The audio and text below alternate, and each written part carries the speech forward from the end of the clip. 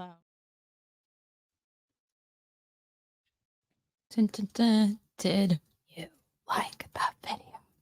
I don't like that I have to do this the first second I get on here. No. There we go.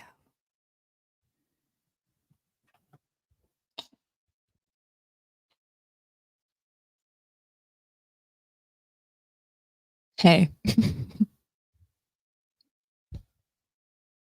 Where is the video? There it is. Hello, everybody. I know I wasn't here yesterday. Yesterday evening. I don't remember. I was sick. I'm feeling sick. It's okay. Today's episode, we are going to watch Laura Horn's husband versus JustPearlythings. You know, I'm going to do this from now on. When y'all be saying something that I think, because I make the rules. If I think that you sound like a fucking entitled, hypocritical little fuck, you from now on will take on your wife's name. Or if you say something that undermines anything in a marriage, you are taking on the wife's name from now on. If you're married, tell your wife you love her, because I'm coming in hot. No, I'm just kidding. When we watched the Butker, guys, a lot's come out about that man, the Harrison Butker. What an ugly name. No offense. Butker. So we covered that right when it came out. Women, I swear to God, know all the tea. Okay, say what you will. They can be annoying. Who's texting me? Be annoying. Jesus.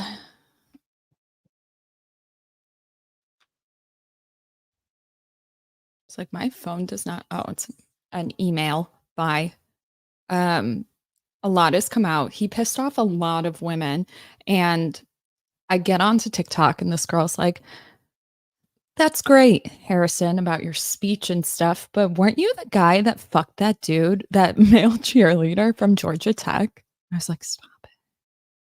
Tell us more. And I hate gossip, but that was good. Dropping F-bombs already. Yeah.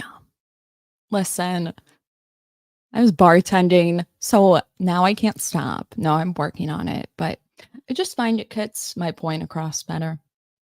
Unpopular opinion. So anyways, so Harrison made this speech, which to some people, it was really bad. Watching it back, it was really bad. And essentially, he was saying that a woman's role, well, actually, it had every fucking element that feminists bring up that I hate and make fun of often. One of them being mansplaining. Okay. I always hated that word. I've learned a lot from men, great men. But man,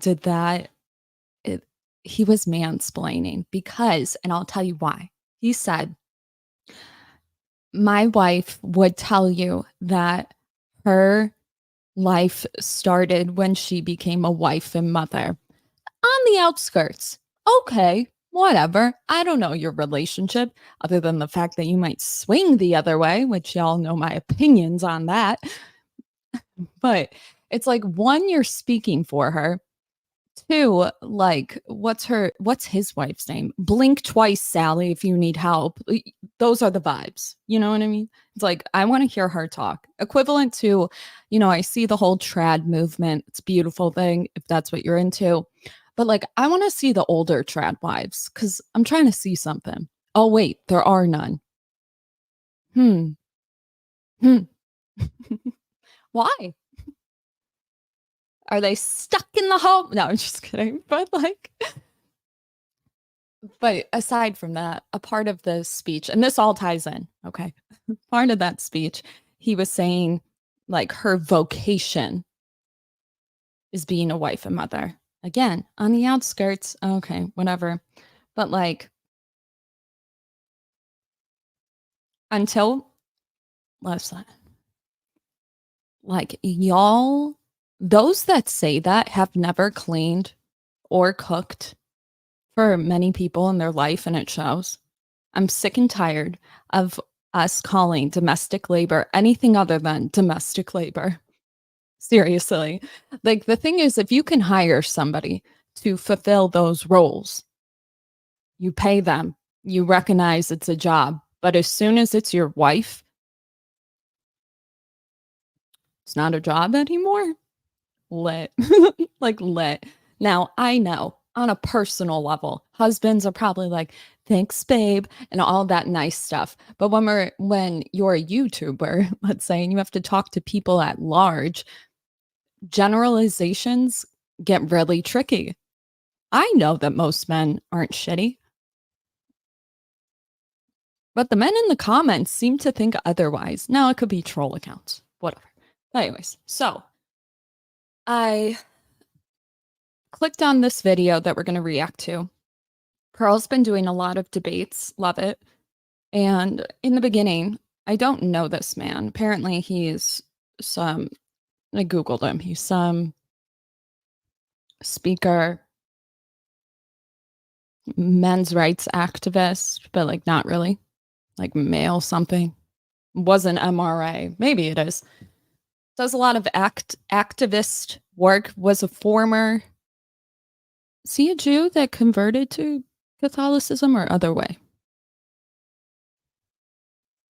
I think it's, I think he was Jewish. I don't know actually. Let me Google it. um,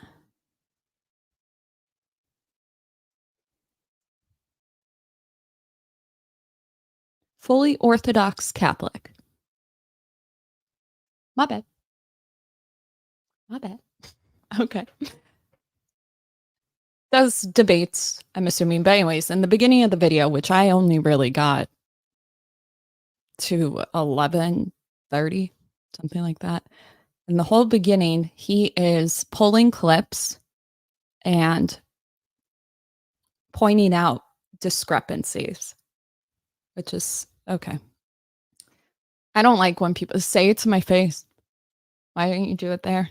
I didn't like that. And I texted Pearl because I wanted to make sure that I get her side correctly. I was like, "Do you believe that men and women are complementary?" For those that don't know, complementary, and for my religious folks, please clarify in the comments, but I believe it's stems from the Bible, and it's essentially like men and women have their different roles. Somebody has strength in this area, the other has the strength in the other area, like how most people view things. And she said no. Wait, what did she say? Wait, sorry, Pearl. Like Rolo says they're better together than they are apart. I say, I think we're incompatible by nature. No offense, okay? But people that are under one foundation, for instance, like religion, things get a little bit easier. But fundamentally, I think men and women are better apart. It's like from a personal level, like, yes, you can find somebody who's compatible with you, but at large, I think it's pretty clear. It's a hot take. Okay. So, mm,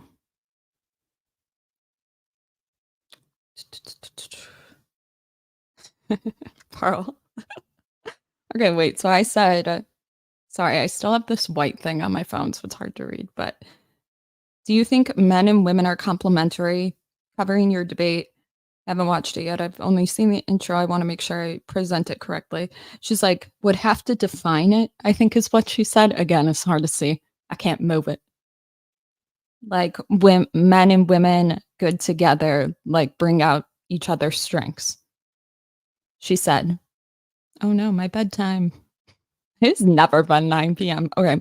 I think men are better at everything and women are better with men. LOL. And I was like, okay, got it. Men stronger. Men stronger sex, women weaker. Got it. Okay. So a lot of people will say that Pearl is an anti-feminist. And there's a couple ways that people define this. One, they define it as a red pillar, which would mean that they believe in complementarianism. Is that the word? I don't know. Rough. They believe in like m- men and women have their strengths, and when they come together, they're better together.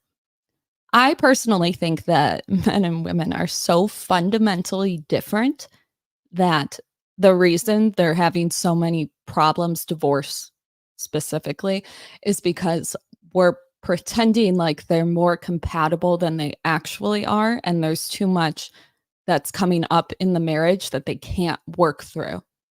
They could, I think, if they had the information beforehand.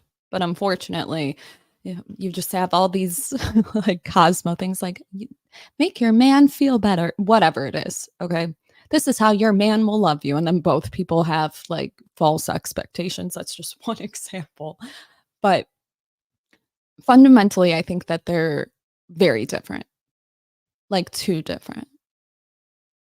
Yeah.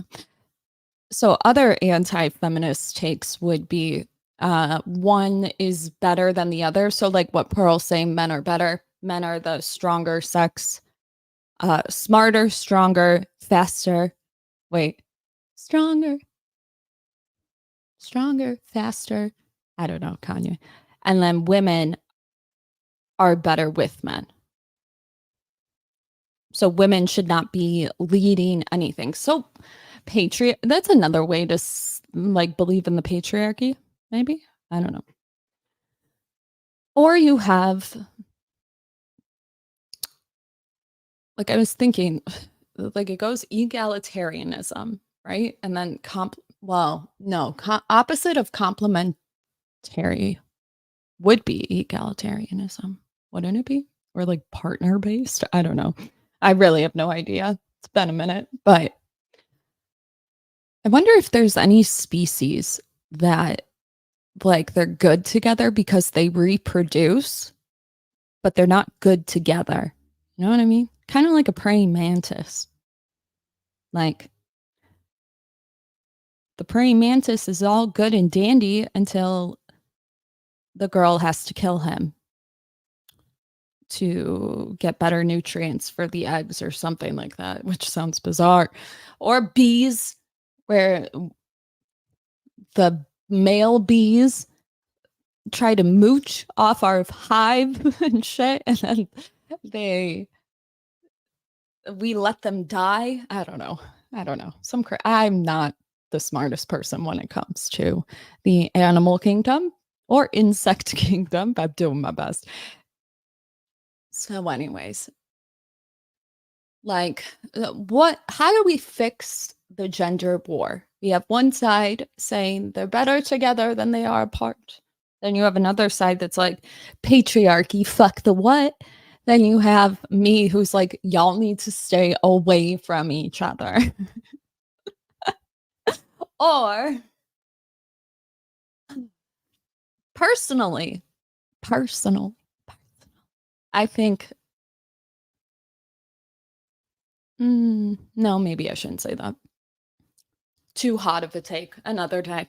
I don't know. So anyway, so he was doing the intro and I only saw up to like 11 something minutes, but he was already contradicting himself and being a piece of twat. I don't know what that means, but being a little shit, a little pretentious, a little smug. People do this often when I see them cover Pearl's content.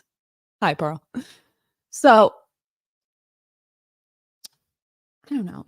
How do you guys will do debates, but then they edit it and put like a whole everything they wanted to say, arguably, but like didn't. I don't know. I don't like that. You better say it to my face, or I'll literally roast you with no end. Like, let that be a warning, y'all. I'm just kidding. Let's watch it.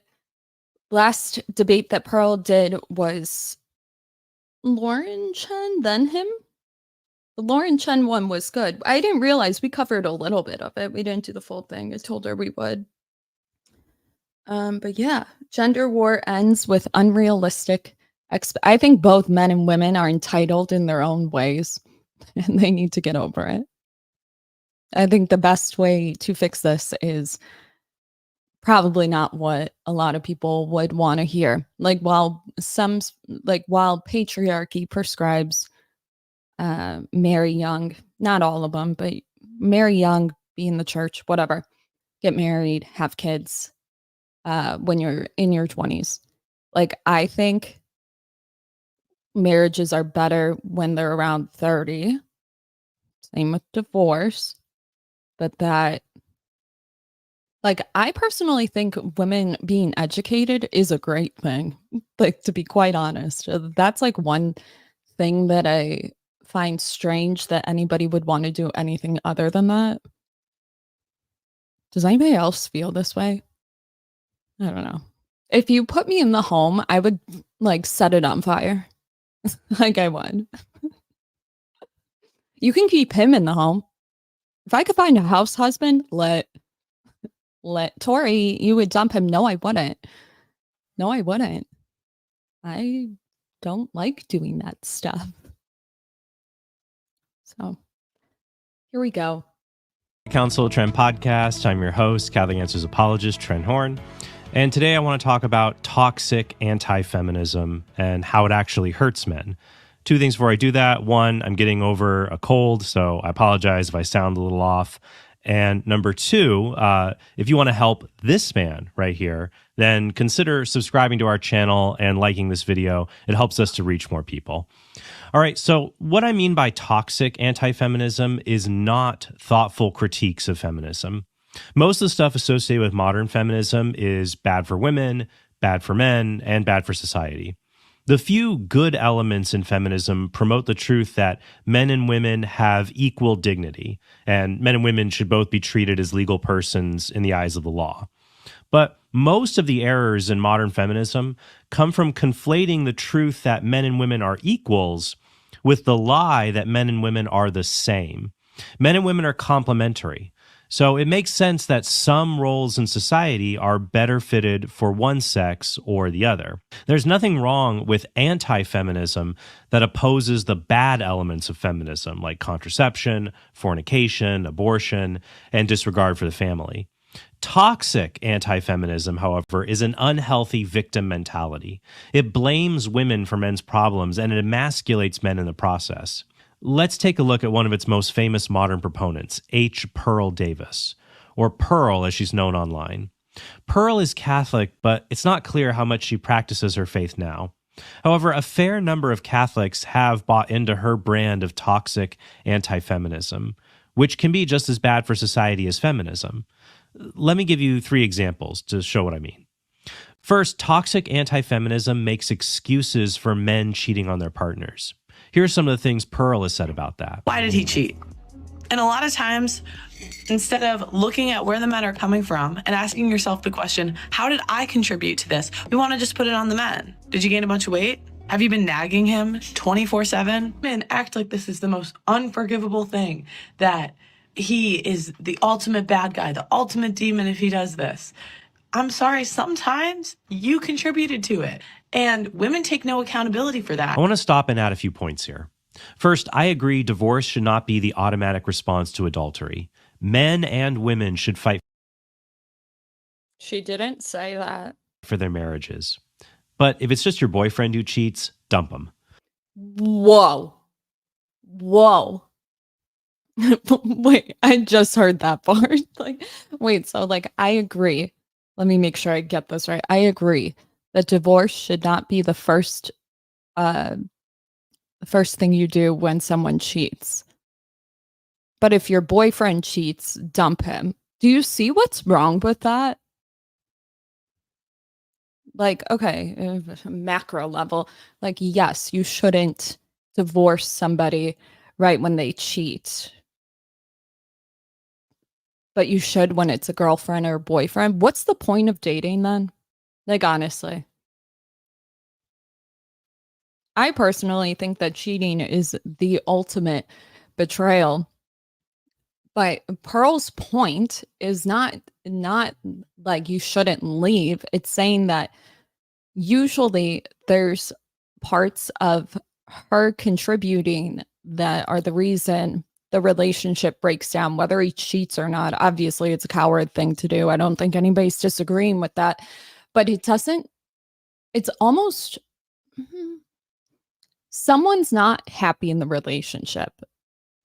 Whoever's first doesn't matter. But like when people start to do the sneaky shit, like it's a domino effect. Like what came before it? I don't think Pearl is saying don't leave if they cheat, but it's pointing out a great thing where cheating, people automatically go to break up the relationship. Is that because they learned to do that in dating, like he just pretty much pointed out?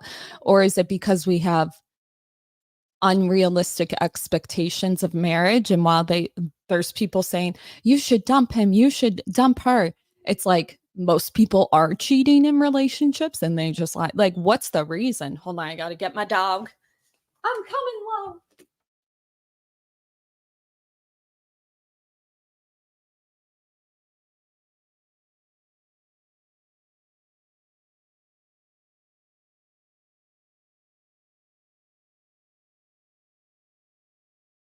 Okay, let's keep going. Second, there are cruel wives. But using this to insinuate a false generalization about women is as wrong as using isolated examples of racism to make false generalizations about white people.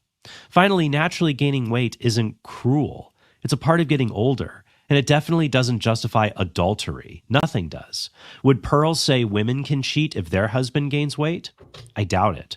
Pearl also minimizes cheating in other ways. For example, she calls cheating a small thing and says, look, it's just something that men, especially high-value men, do, so we women might as well get used to it. I feel like we should just let these men cheat in peace.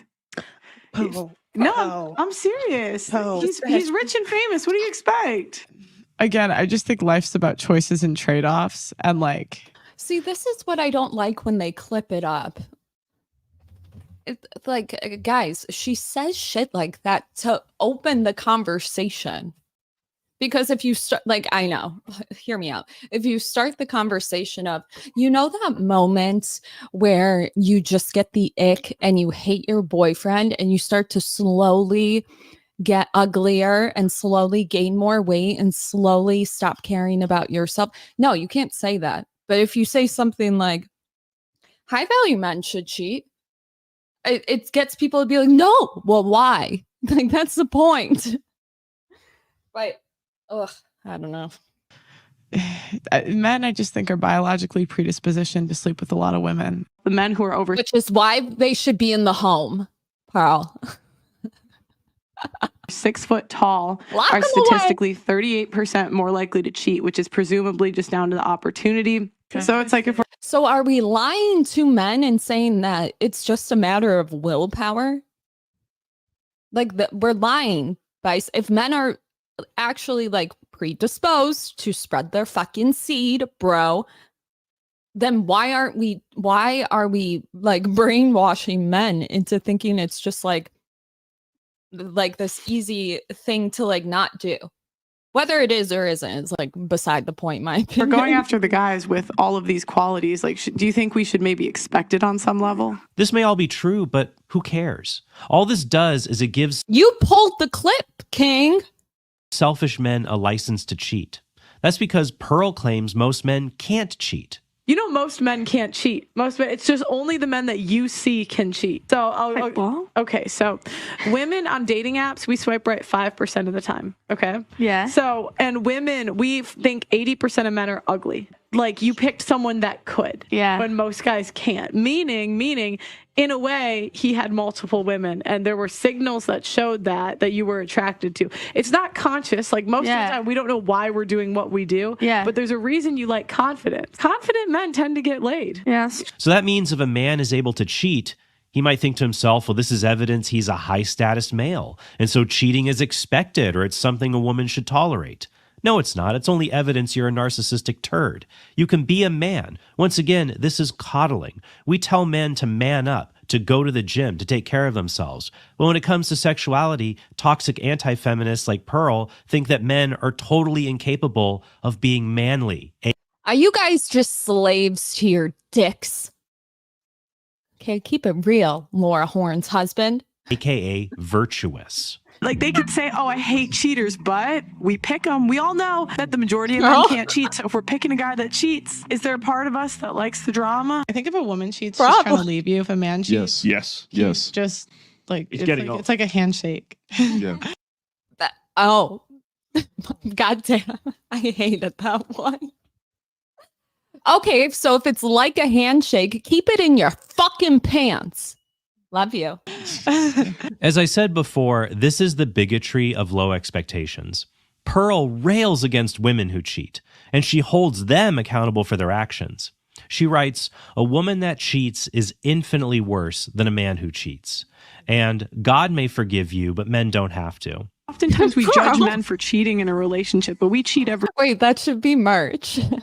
day by having open social medias, by accepting attention from men that are not our husbands. Why do women cheat though? I mean, usually, okay, if you're dating a guy and he gives you a certain type of lifestyle, but you're not attracted, like that's the women we talked about. Yeah. That they're not attracted to him. They're going to go somewhere else to the guy they're attracted to. Or maybe they married their second choice. I mean, I've heard a lot of stories of like women cheating with an ex-boyfriend before their wedding, because that's who they really wanted. But they married the other guy because that guy didn't want them. So women who cheat are selfish, evil harpies, but men who cheat are just dumb little puppies who will shake hands with anybody. So why are you so mean to them when they cheat? This is degrading to men. A real man controls his impulses and works hard to only use his God-given sexuality for the good of his wife. Sex is a complete gift of self. It's not a handshake. Now, you might make the argument that a wife has some culpability for her husband cheating if she is sinfully withholding sex from him. I'm not going to get into the whole... Oh, so now you believe in marital par? Like keeping it 100? Like really? I personally think withholding sex is probably one of the worst things you can do, but that doesn't go with what you said in the beginning. Marital debt debate in this episode. Stop it. But I will say that it is a sin for a husband or a wife to withhold sex from a spouse for a bad reason, like withholding it as a vindictive punishment. But you rarely hear people make this argument, say that a husband who is emotionally absent from his wife is culpable for her desire to get an emotional connection through sex with someone else. Once again, it's about treating people equally. Wait, that was a false equivalent. If your default is that a woman cheating is a sign of total selfishness, then you need to say the same thing about men who cheat, because men and women are equal in dignity, and men and women should be held to the same levels of moral accountability. But toxic anti-feminism doesn't just coddle men by justifying the comparatively rare sin of adultery.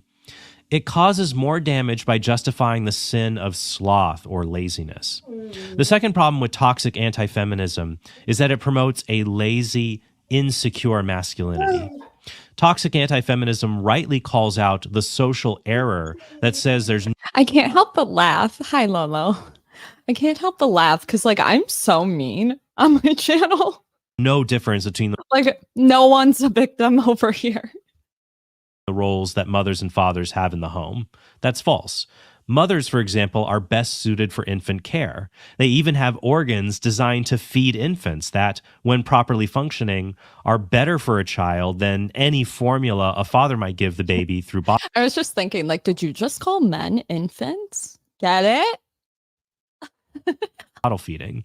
Sorry. But once again, it's a kernel of truth. Toxic anti-feminists go too far when they pronounce a dogmatic universal rule, which says that men must never participate in any of the household tasks associated with women. You can see this attitude in the following viral tweets. Oh, no. The first one says, "If a man is ever changing diapers, there is something seriously wrong with the relationship or with the order of the home. It is a sign the family has much bigger problems." Or this one, "In the 16 years we've been together, my husband has never done laundry, dishes, cleaned a bathroom, vacuumed, or mopped. He does not do housework." Okay, it's not fair, though, because she's killing it. You know what I mean? We can't be held to her standard. No. Ever. At all. All right. Here's Pearl on that particular tweet. And it's so funny to see, men and women come and attack my friend Rachel. Because the way that she lives her life, she believes that men and women have roles, and she does not believe that men are meant to do the dishes. That's a woman's job. The men can do the yard work. And so Phil says that is fine, but it's not a flex and not something everyone is cool with. So again, that's more of a female arguing pattern. You know, you'll see like a woman's gut reaction when we say water is wet. Well, not all water is wet. That's how women argue. It's the What's same. ironic is that Pearl I say men are narcissists, and they're like, not all men. I'm like, I'm just trying to make a point. I think people don't like that. constantly argues this way. She says it's a womanly way of arguing, and by woman, she means mentally inferior, to make emotional appeals without evidence. But on this podcast with Ethan Klein, Pearl gets called out for doing that very thing by saying she thinks a majority of women who feel they are underpaid. Move on. When was the Ethan Klein debate? Come on. Compared to men are just a bunch of whiners. Klein points out that that's just an emotional assertion without evidence. You kind So of agree. is that everything you've said in this intro. None of it is based in logic, unfortunately. Maybe your feelings about logic. Sorry, I'm being annoying. men who complain about pay are just lazy. Yeah, the majority of the women complaining about this stuff. Me. Yeah, What do you mean the majority? of the women. What do you mean majority of women? Oh my gosh, the majority of the women complaining about this Based stuff on what? are Majority just of women. whiners. Just what I see, whiners. Will big you see? whiners. Yeah, I mean, because women, it's like go. You're arguing from emotion again. What? All right. Okay. Is that what you're gonna say every time you don't agree with me? Oh no. Oh no, you Just every literally time are you do just that. saying stuff. Yeah. I mean, it's not that I disagree. I'm just saying if we want to have a conversation about this stuff, it'd be better if we don't argue from emotion and say, I feel that all women are complainers. Because that's not a productive. I hate when people say that I feel isn't like that automatically assumes it's just an emotional appeal. Like if anybody knows anything about building relationships, in order to not offend the other person that you're speaking to, you use feel. Prove me wrong. Point. Right? Mhm. You see what I The mean? lessen the blow. Mhm. Yeah. Mhm. I've also noticed with Pearl that she quotes studies when they help her, but when a study is cited against her, she just dismisses the study as feminist propaganda, which allows her to twist the evidence to fit her conclusions. Yet marriages that share equal responsibilities tend to last longer and be healthier. You can find a study that tells you anything. And it's because women and feminists have infiltrated institutions. And a lot of these institutions were started by a lot of the big families that have an agenda and do not want to see the family unit thrive. In all of this, there's a rigidity we should avoid. Just as it's bad to say a man should never change a diaper, it's bad to keep a list and say men must change 50% of the diapers. I've changed some diapers, but Laura tends to change most of them. She's just better at noticing certain things at home need tending, like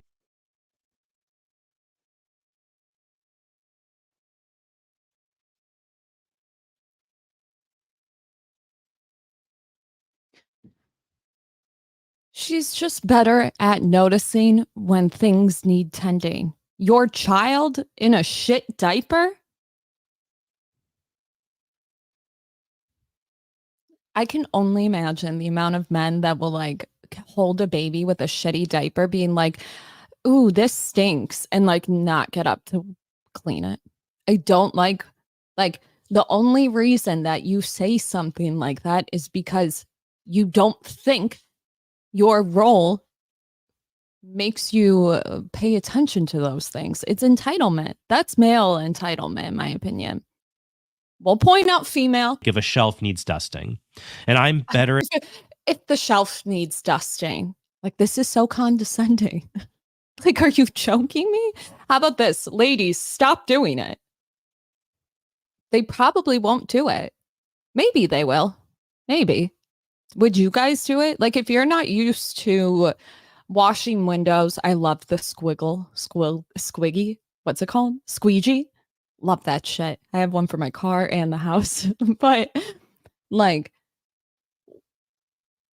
If you don't notice that something gets done, wouldn't it make sense if you wanted somebody to like also help out in that area to not do it for weeks until they notice it? That's what I would do. I'm not even going to start a fight over it. Like, oh no, I woke up and my nasal passageway is all stuffy. That sucks. Oh, you know what? It looks like our grass is 3 inches longer than it usually is. Bye. I'm gonna go get that. I'm just saying. Noticing other things need tending, like an air filter needs to be changed. Both feminism and How often do you change your air filter? They smoke in this house. So I'm gonna say once a month. Actually, I know it's about once a month for a 799 square foot apartment. Sometimes you can go longer, but that's an apartment. For a house, probably every 3 months, unless you smoke, then every month.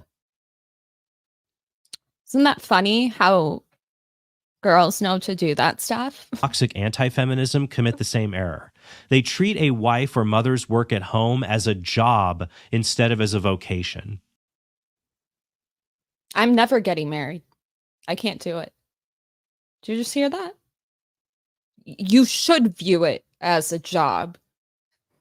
Because if you hired somebody to do it, they would get paid, right? But not when it's your bitch. Got it. Because now we work too. Most family homes, 2 people working. Whether one gets paid more than the other, let's assume it's the same. Like, what if you live in Nevada where you don't have grass? Like, you're annoying. Literally, I'm never doing any of it. How about this? How does it feel if I say I'm not doing any of the domestic duties? You have to do it. Doesn't feel good, does it? Why doesn't it feel good? Because I'm telling you you're doing it? Well, it's better than just expecting. Because at least you don't expect me to do shit. See, when you don't outline this shit, the other person places expectations on you that maybe you had no intention of doing. At least I'm honest. I also just need to say this. If you are a husband who refuses to change a diaper when your wife is sick or postpartum because that would violate your masculine role in the home, grow up. Yeah. He doesn't see it. Maybe I'm insane. Laura doesn't help me at my job, but we help each other in our joint vocation of marriage and raising children. Okay. That's why I hate articles rooted in feminism that say how much a stay-at-home mom should make. They say that a stay-at-home mom is a chef, a chauffeur, a domestic engineer, a CEO, a CFO, an accountant. So stay-at-home moms should make $200,000 a year. All right. Or just a simple thank you. A simple put your clothes in the fucking hamper and not just next to it. It's always fucking next to it. It's never in the hamper. Or my favorite, when they're like, you do their laundry and shit because you literally waited until it was so full that you had to do theirs because they're not doing theirs and now it's disgusting. You do it and then they start panicking like where their nice shirt is. Like, dude, it was at the bottom of the fucking hamper. Okay. Relax. Like, relax. It blows my mind. I know my weaknesses, which is why I'm not getting married. Well, what if dads were paid what they're worth? Why aren't we getting paid extra for security, plumbing, auto mechanics? All of this gets it wrong. Husbands and wives, fathers and mothers, these are not Imagine me as a wife in the home. And he's working. He works outside of the home. I work in the home. Imagine if I was completely silent until they handed me the paycheck. Completely stone cold silent until they handed me the paycheck. That's how it feels. Because guess what? You fucking everything, you're dependent on everybody else for shit. Laundry, cleaners, fucking the grocery store being open, whatever it is. And then it's like, maybe you can't get it all done. Maybe he uses the last of the bleach, but just doesn't tell you about it, leaves the empty bottle in the fucking cabinet, and now you need bleach, but he has your car at work. So now you got to remember that for the next day, because the day after that, you're going out of town. It's like shit like that I can only fucking imagine. And then also for them to expect sex. Why didn't you get the bleach, bastard? Jobs in society where we squabble about pay and benefits Yes, and who does absolutely. what. They're vocations that make society possible. And when toxic anti-feminists rigidly divide gender roles, they do the same thing as feminists who want to turn us all into little workers. I've also noticed Pearl making the same error as feminists who say treating women as equals requires treating women as being the same as men. Because some of us men like to cook and clean and believe that's a shared thing. So again, guys, what does that tell us? It's back to the egalitarian principle. Men and women are equal. And the question is, do you really think men and women are the same? So feminists are wrong because they conflate equality and sameness. And so they protect equality by demanding male-female sameness. Guys, the example that I gave, I want you to give me the male equivalent, please. And toxic anti-feminists are wrong because they also conflate equality and sameness, but they reject equality in order to reject male-female sameness. The answer is to just reject the conflation and promote a society where men and women have a complementary equality, especially within the vocation of marriage. In a marriage, you don't keep a time card to say you... I absolutely would. 1000%. Like, dude, I would have a fucking whiteboard on every door with notes, passive aggressive. Wondering where your socks are? Check under the bed. Like, I'd be so annoying. You have to do this and you have to do that.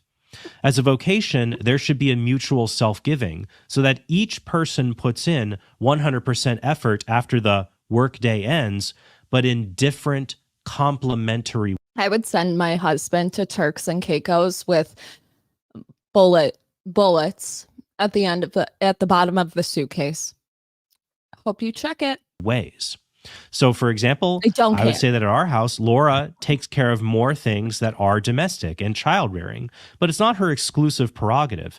And I help out when it just seems fitting to be able to help out because I love my wife. It's a vocation that we share together. If you loved me, you would hire a maid. Genuinely. Like, if you loved me, you would hire a maid. You would hire the Mary maids all the time. If you really loved me, expecting me to do all of it, die. It's not a job that we legalistically fight over. Here's another example of this kind of unhealthy rigidity in the following tweet from Rachel Wilson, aka Rachel for Patriarchy. If we are at a barbecue or party, my husband does not get his food. I make a plate for him, and I bring it to him along with his drink. Now look, I'm appreciative when my wife brings me a plate of food when we're out. See, I have social anxiety. I'm like, can you get me a plate? I am the husband. See, here's the thing is if I could be a dad or a husband, I would absolutely be all for it. All for it. But because I would be in the other role, I don't want it. No, I'll be the protector, hide in the fucking closet. I got the bat. Like, I'm done. Barbecue. But if I'm hungry, I'm also quite capable of getting up and getting my own food. To insist that it's my wife's job to get me food and to legalistically refuse to get off my butt to do it myself, not only To be fair, I think there should only be one person fixing both people's plates. I'm just not going to do it. So you have to. Thank you. I actually don't think there's anything wrong with that. Forces feminist structures of marriage as some kind of job structure. It contributes to the bigotry of low expectations. Yes. It emasculates men. It makes men think that their wives exist because they're just too weak to care for themselves. What ends up happening is that a man is treated like a child who needs to be mothered instead of as a man who fully complements his wife. Now, I've heard from some who practice this that this is not mothering your spouse, it's wifing your husband. Although I'm really skeptical of how household duties are divided in toxic anti-feminist homes. I just told you.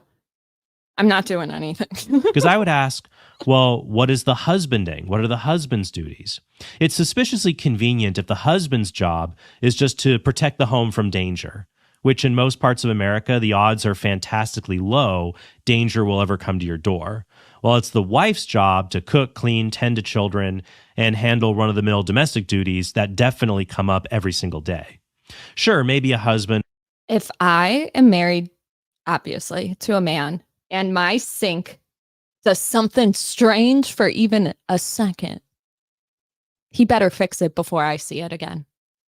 I'm insane. It also opens tight jars, kills spiders, fixes the toilet. But those things are all pretty infrequent compared to the burdens that wives and mothers carry. Can I give you guys a tip on bugs? Just vacuum them. Sorry. Every single day. That's why my favorite role models in life are dads who work hard, physically demanding jobs 9 to 5. And when they get home, they still work hard on anything that needs to be done at home. They don't complain. They don't. No, all he's allowed to do is take off his shirt in our gated community and pick up all the leaves in the pool. Slowly. No shirt. That's it. Wine, especially dads who are like 50 or 60. They're just like these old workhorses. They're not the fastest gallopers anymore, but they seem to have just this infinite dad strength to just put one foot in front of the other from sun up to sundown and just do what needs to be done for the good of the family. And this is a fairly traditional attitude that men should also help out at home. Here's a clip I found online of people in Australia in 1961 being asked if a man should help around the house. The older man in this interview probably remembers a time as kids when people told him about how women just got the right to vote. So here's some of the answers. Very interesting. Hello, everybody. Well, here we are again on the four corners of suburbia to ask unsuspecting passers-by a question or two. The question today, a homely one: should husbands help with the weekend housework? Do you think that husbands should help with the weekend housework? Yes, definitely. Oh, why do you say that? Because I do it myself. Oh, much? Oh, a fair bit. Yes, I used to help her weekend. Used to work hard, come home, used to help her Saturdays and Sundays, do all the work. Quite happy to do that. Yes, I was. My word, I do. It's only fair that they should do that. You're married? Yes. Can't you see it in my face? I thought you were eating banana. Go on. You do a lot of weekend housework? Yes, I do it all. What does your wife do? Why do you do the housework? She rests. Finally, toxic anti-feminism See, that's what I want. She rests. You're damn right. makes legitimate anti-feminism look bad when it endorses views most people consider to be nuts. And it further contributes to emasculating men by making them think women are some kind of enemy to be disarmed, instead of as an ally in the mutual goal of pursuing holiness. I'm absolutely an enemy in the home. Absolutely. This is similar to the criticism I offered a few weeks ago of radical online traditionalists. As Catholics, we should not endorse unnecessarily embarrassing views because they give people a reason to ignore our legitimate criticisms. Among toxic anti-feminists, the number one view that would fit this definition would be arguing against women's suffrage. Pearl, for example, has gone on numerous platforms saying it was a mistake to give women the right to vote. A lot of people think I'm insane because I don't think women should vote. Everybody thinks I'm crazy for this opinion. If anything, this is probably my most extreme opinion. And I would like to tell you how I came to this conclusion. So what happened was I wanted to know why men were so angry about women. Why are there all these complaints about women? And when I started researching the stuff, it was pretty easy to figure out why. 90% of women have been on birth control. 1 out of 3 women has had an abortion. 1 out of 3 women has an STD. The average body count is over 5, so that your average wife has slept with over 5 people. 95% of women are not virgins on their wedding days. So I understand the complaint. What I don't understand is what any of this has to do with voting. Men are just as bad by these metrics. According to the Centers for Disease Control, 85% of women have premarital sex. Are you dumb?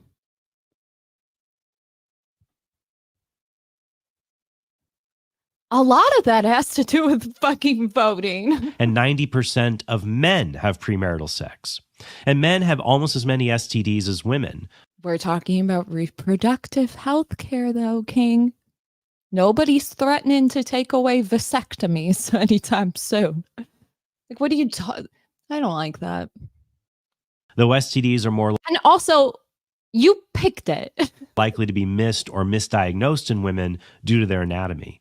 So none of this makes sense, and it would also disqualify men from voting. Then my next question was, why don't men want to get married? What I found out is that the courts, the legal system, all of society is catering towards women, okay? All of society is basically pandering and simping for women. For example, in the UK, if you accuse your guy of a, you get a free lawyer. It's true that in some aspects of the legal I think we all get a free. Isn't everybody entitled to a lawyer? Like a public defender?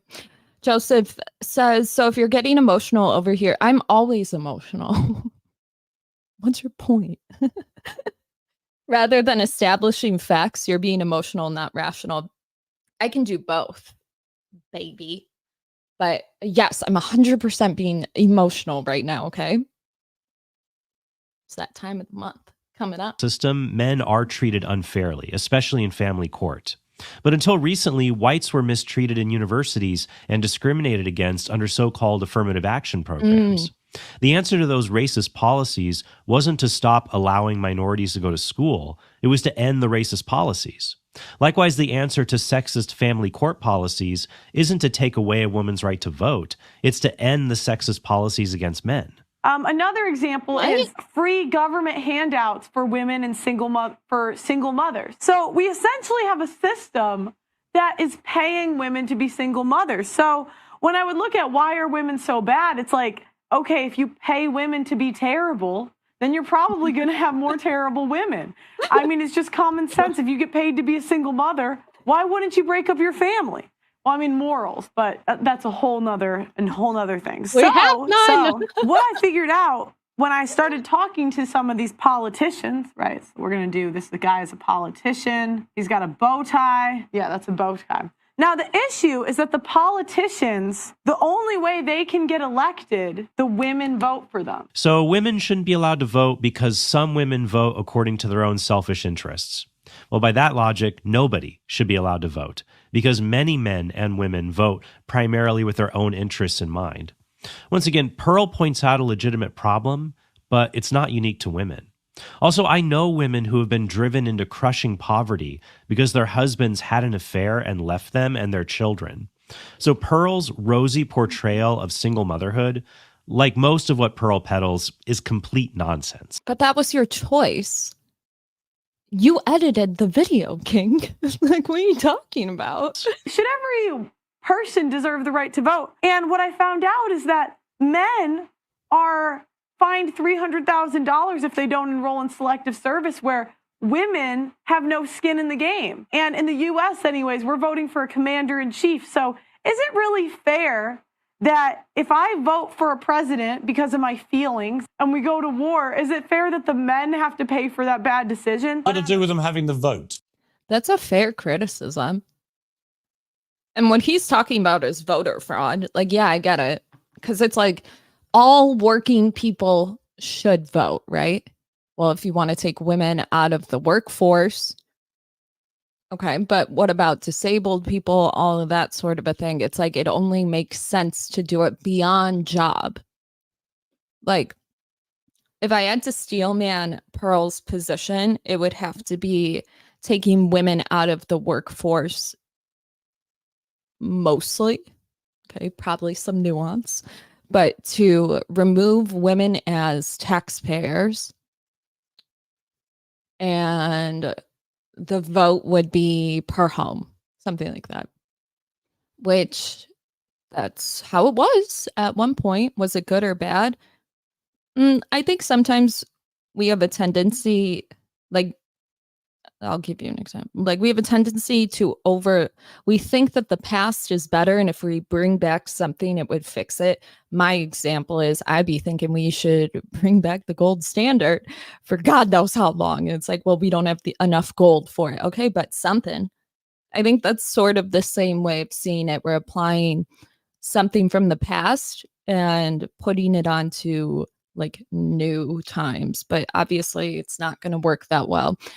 It would be, I think it's just a lot of people trying to solve the problem. Well, it also goes back to responsibility. Again, men are 80 to 90% of the military. They run all of the infrastructures that make society run.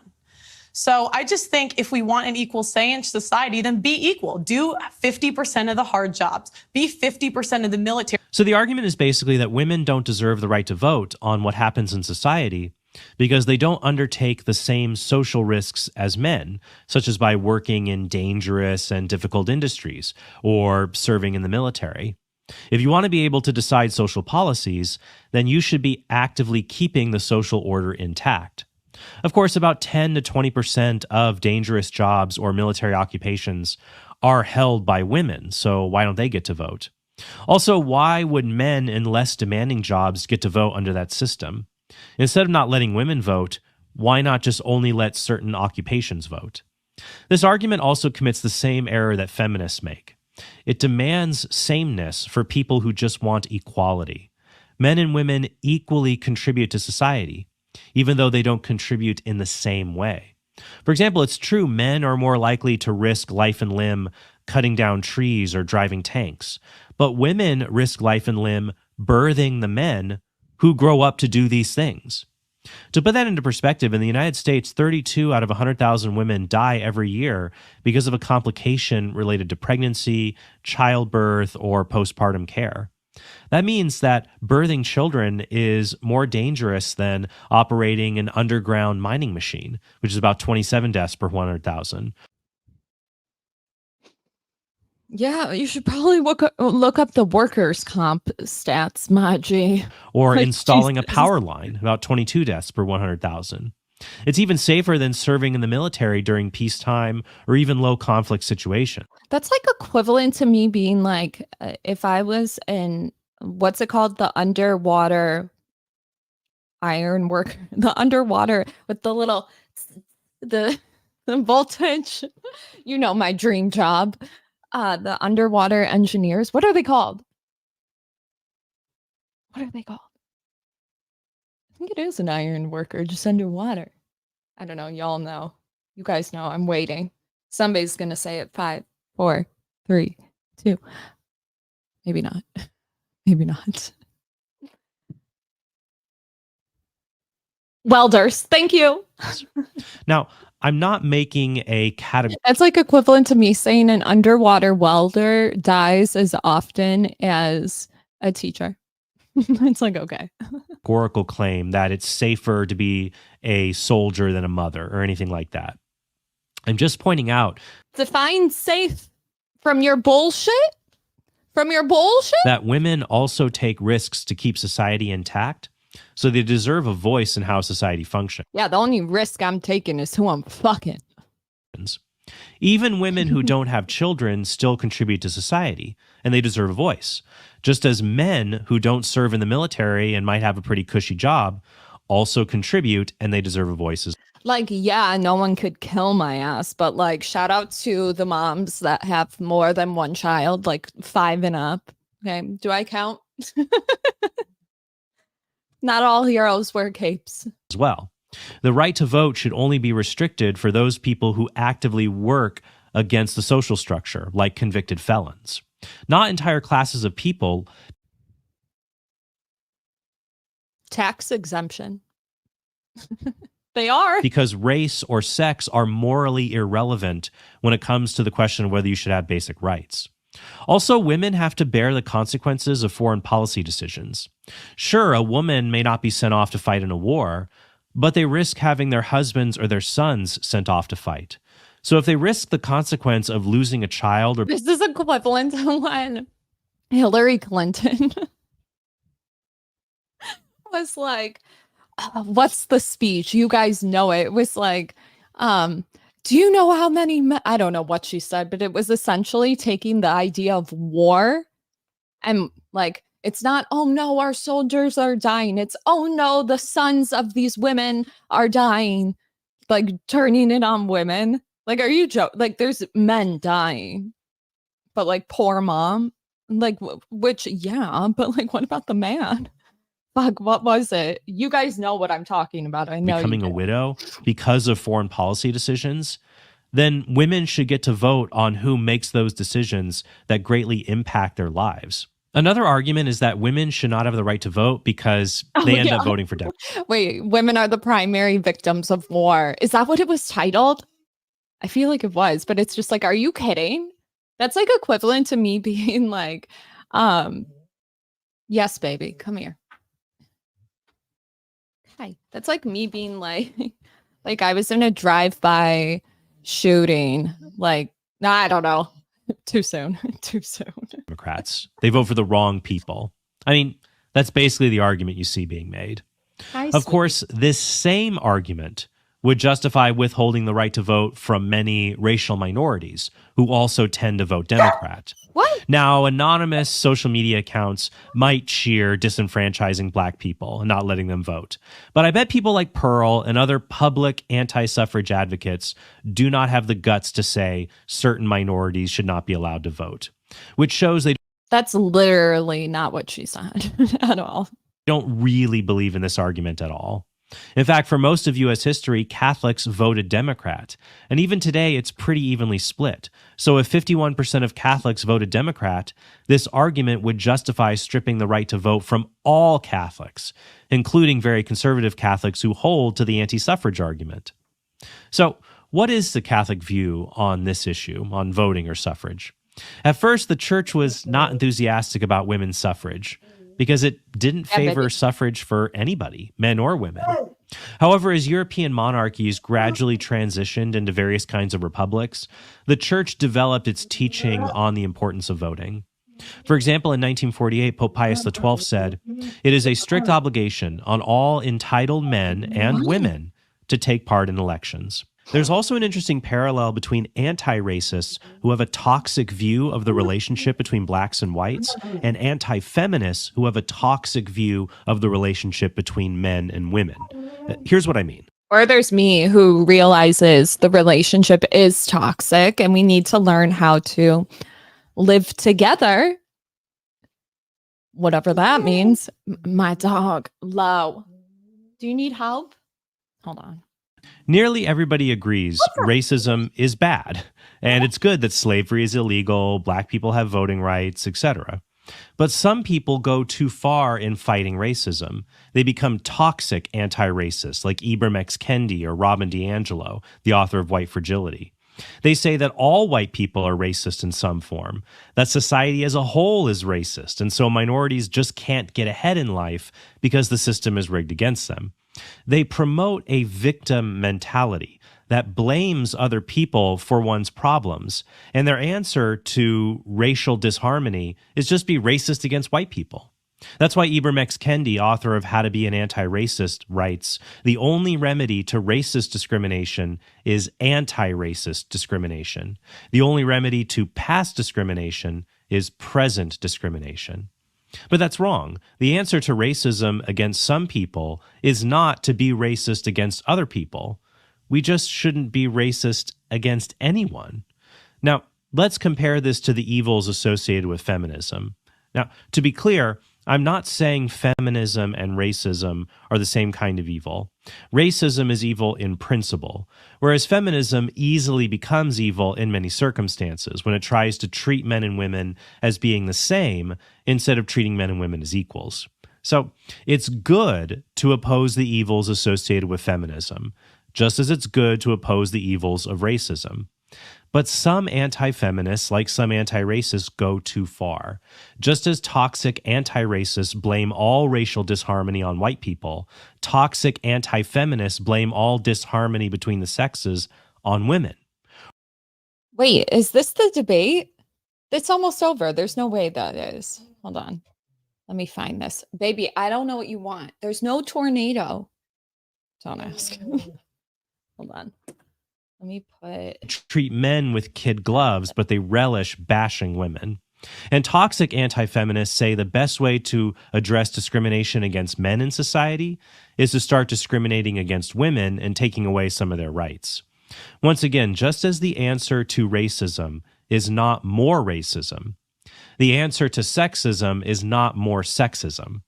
Why can't we just treat everyone equally? Is that so hard? Another parallel is that anti-racists peddle a bigotry of low expectations. They make excuses for self-destructive behaviors in This was from September 2023. I found the actual debate, so I'm going to pull that up now. some minority communities, and instead they blame all racial disparities on white people. Encouraging a path to success for racial minorities is blasted as a racist strategy of trying to make them act white to solve their problems. And toxic anti-feminists do something similar. They make excuses for men's bad behavior and blame women for men's problems instead of exhorting men to be, well, men. No, there's a reason that happens. It's because in a lot of the spaces, some of the radical spaces, actually, radical RP space, not normal red pill, okay, not our side, but it's because a lot of the, not lexicon, but like, it's like, let's point out every time that men are told to take responsibility and like man up, but we never tell women that their shit stink, you know? That's one of the reasons. So whenever you have just a normal, regular person trying to be like, well, this is why toxic feminism, it's like you clearly haven't been in the space that long. Because if you were, you would call them out on being a bunch of bitches like I do and not just like man up. It's like, well, why should they man up? When is it that a woman should and shouldn't? When should a man do this and that? That's why like I'll give like shit on side. So I'll be like for domestic chores. Like for instance, Lokai, I don't know, come here. I fed you 3 times, babe. We're not doing that. Okay, we're losing weight. I love you. That's why when I'm like, men think that they can just mow the lawn once a year and that's good. It's like, while a woman has to do all this other shit. Like, no, I can't do all that other shit. So maybe this is a spot where men should, I'm not even saying increase the load. I don't even, sorry. Hi, Dad. It's just like instead of being like, well, men should do this, it's like, well, maybe women could just choose not to do it. You know what I mean? But I have 2 Dalmatians. And right now, Rue is being a little angel low.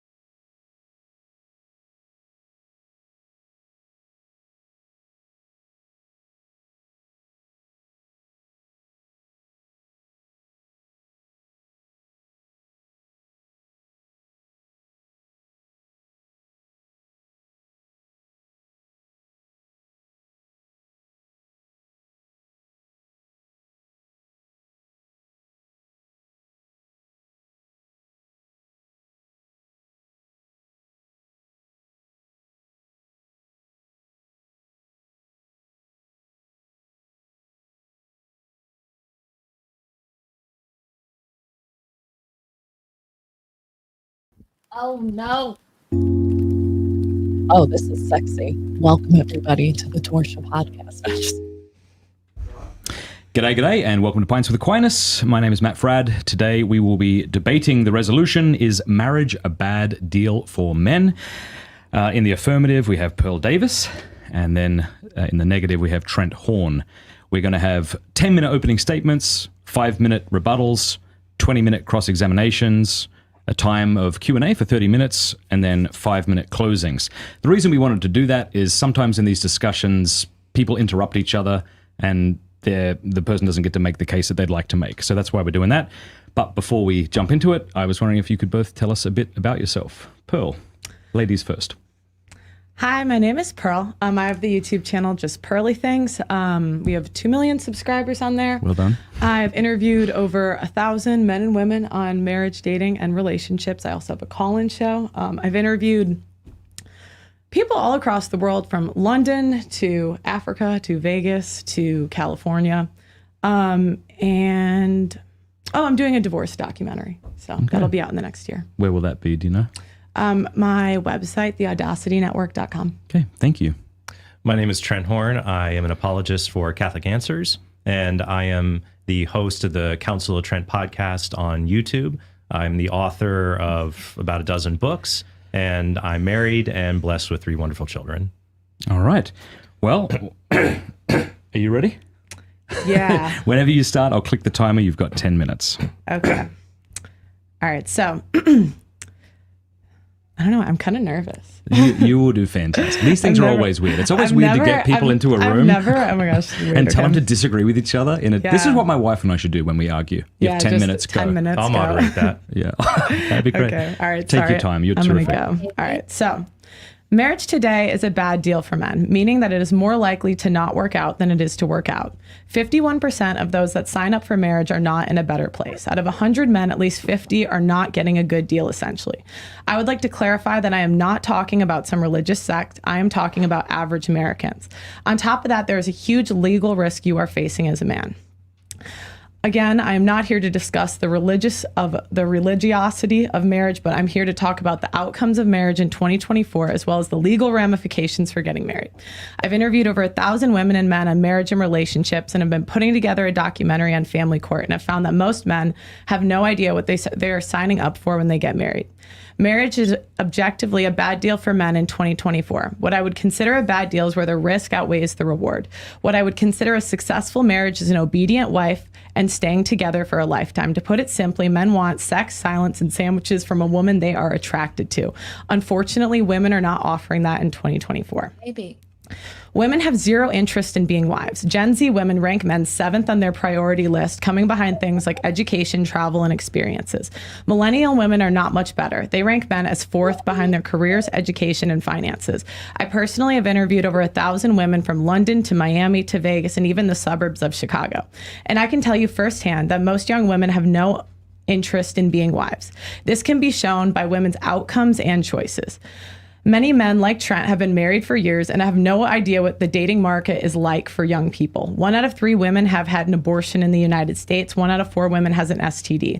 90% of women have been on birth control at some point in their life. 80% of sexually active women will contract HPV at some point in their life. I love when you guys write, "My wife is great." Do that more. Do that more. I love that. I was not cheering on what she was saying. She's doing well, though. Lifetime. The average woman is 5'3" and 170 pounds. On top of that, men can never really know the sexual past of the woman they are marrying. Dating apps have made promiscuity more accessible and easier to hide. Women have a great incentive to lie about their sexual past. The CDC reports that the average number of sexual partners for a woman is between 4 and 8. But I can tell you from interviews that I have done that below 10 is considered low nowadays. This is especially crazy considering once a woman has over 5 sexual partners, she is less likely to have a stable marriage. After women have had over 10 sexual partners, the chance of a happy marriage drops to merely 14%. Only 3% of women report waiting for marriage for a religious reason. A quarter of women have a mental illness. Over half of women between the ages of 18 to 29 have at least one tattoo. The average woman has at least $26,000 I don't have any. Sorry, I'll show. Worth of debt. And on top of that, young women are officially out cheating and out drinking men. That makes marrying a woman today a higher risk than times of the past. But let's look at marriage. What benefits are given to men in marriage? 100 years ago, men would have gotten a debt-free virgin who gave him 4+ children and was expected to obey him. Unfortunately, now modern marriage is simply whore management. The majority of women are not known to be obedient wives. How do we know this? From one, we have phrases like, it's cheaper to keep her, and happy wife, happy life. If women were so obedient and good wives, why are all of the phrases focused on bending to the will of the woman? On top of that, we can look at women's choices during marriage. Some common problems that I have found is that women gain a significant amount of weight in marriage. On average, women gain 24 pounds within the first 5 years of marriage. It would be one thing if women were giving men 4+ children like they were 100 years ago, but on average, women give men 1 to 2 children. The other issue we have is sexless marriages. When we look at the boomer generation, a third of them are in sexless marriages. Many men have reported that women stop sleeping with them after they have children. How many men would sign up for marriage if they knew that they no longer would have sex, their wives would no longer have sex with them? Now, while this is not the majority of those marriages, that is still not insignificant. Men are not even guaranteed an in-shape wife who sleeps with them. Now let's talk about the legal ramifications of marriage and family for men. I do not say this with a happy heart, but there is simply no legal way to stop a woman who wants to divorce you from doing so. My logic is quite simple. When you pay people to do the wrong thing, more people will do it, even seemingly good people.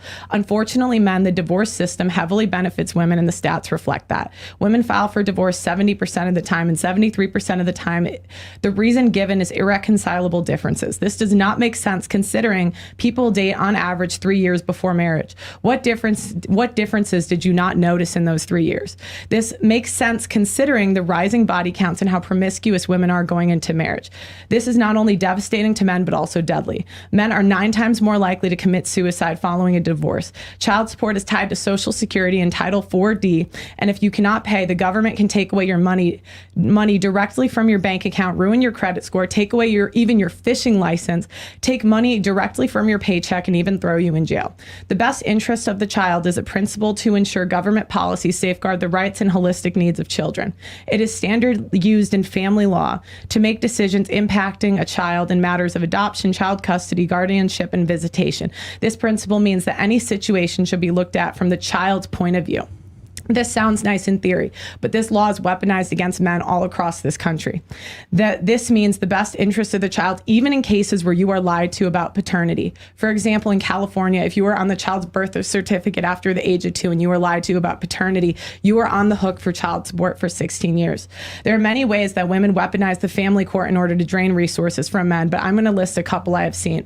I have seen temporary restraining orders set to separate fathers from children. Men can be kicked out of the house they pay for on a moment's notice with a restraining order. In that time period between her filing it and going to court, the mother can put the father on child support because technically she is spending more time with the children. What is not considered is that the woman spent more time with the kids because she had not been letting the dad see them due to the restraining order. This is I'm going to have to pause it because I'm making an alcoholic beverage, frozen. I don't want it to keep playing, so I'm going to put on music for a second. But like the video if you haven't liked it already. Who's drinking tonight? Give me literally 3 minutes. Thank you.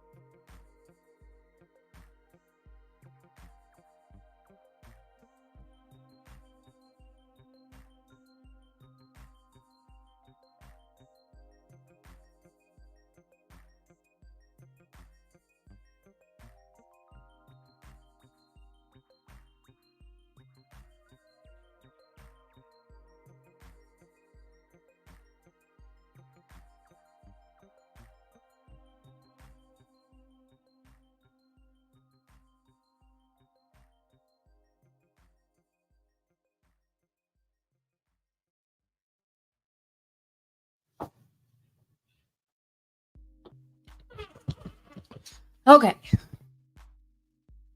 Let's go. Not illegal for women to do, and there is no punishment. I interviewed one man in London who had spent over $100,000 fighting for his children and still had not seen them in 2 years. I interviewed another man whose wife tried to transition his kid without his permission. I interviewed another man who, I interviewed another man whose wife was trying to transition his kid without his permission. It took him 3 years and over $50,000 to get custody. Imagine if he did not have the money. Many men go into bankruptcy trying to fight for their children. A case I covered in the state of Chicago, a father had paid over $1 million to his ex-wife during a divorce and was still thrown in jail because he could not keep up with his $10,000 a month payment. The child support payment is calculated by current earnings, so if the man loses his job, which many do due to the stress of divorce, he is still on the hook for child support even if he cannot afford the money. Child support is given based on the amount of time that children get with their that dads are given with the children, and that women have incentive to not give men access to their children and are rewarded for doing so. Many men in this process find themselves homeless because they cannot keep up with child support payments. The loss of a child is one of the leading indicators of mental illness. Many men that I have interviewed have compared this to death. Losing a child they would rather die than live a life without their children. And the stats show that many men pick death over this reality. Another thing that most do not know is that family court is not based on evidence. It's based on a balance of probabilities rather than beyond a reasonable doubt. This means it is easier to allege that a man abused you in family court without evidence. Mainstream cases like Amber Heard and Johnny Depp show just how easy it is for women to ruin a man's reputation with no evidence. Many times the women are actually given free resources from domestic abuse centers in order to assist women in this. In many areas, the courts have alleged that the definition of abuse has changed in the last 50 years to include things like emotional abuse, financial abuse, and have also changed the definition of rape from forced sex to sex without consent. The problem you get when you change these definitions to be more broad is that women are allowed to say things like yelling is abuse and he did not let me spend $5,000 on my credit card, therefore he is abusive. I have seen cases where men were accused of raping a woman the first time they hooked up and they were married 10 years after. Women weaponize this against men. The problem you get with these definitions that are more broad, that women are allowed to abuse the system. As I said before, losing a child is like death to a lot of men. One area that we studied was veteran suicide. 44 veterans a day commit suicide, and over 400,000 men have died due to suicide in the last 25 years. To put it into perspective, since the Revolutionary War, 650,000 have died in battle. In 25 years, we have hit 2/3 of that. Terrence Popp has worked with veterans for 15 years, and through our personal research have found that 70% of veteran suicides have come in contact with family court in the last 5 years. Family court is literally killing men every day, and nobody is talking about it.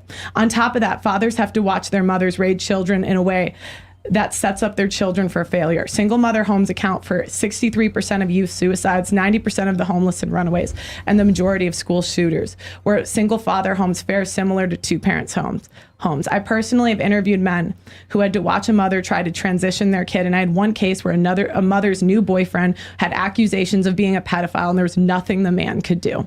Let's go over this again. The upside is that men get a woman who has slept with at least 4 other men and maybe 2 children out of the deal. On average, the woman will be 170 pounds and 5'3". Odds are she at least likely has 1 tattoo, some debt, and maybe even a previous child in tow.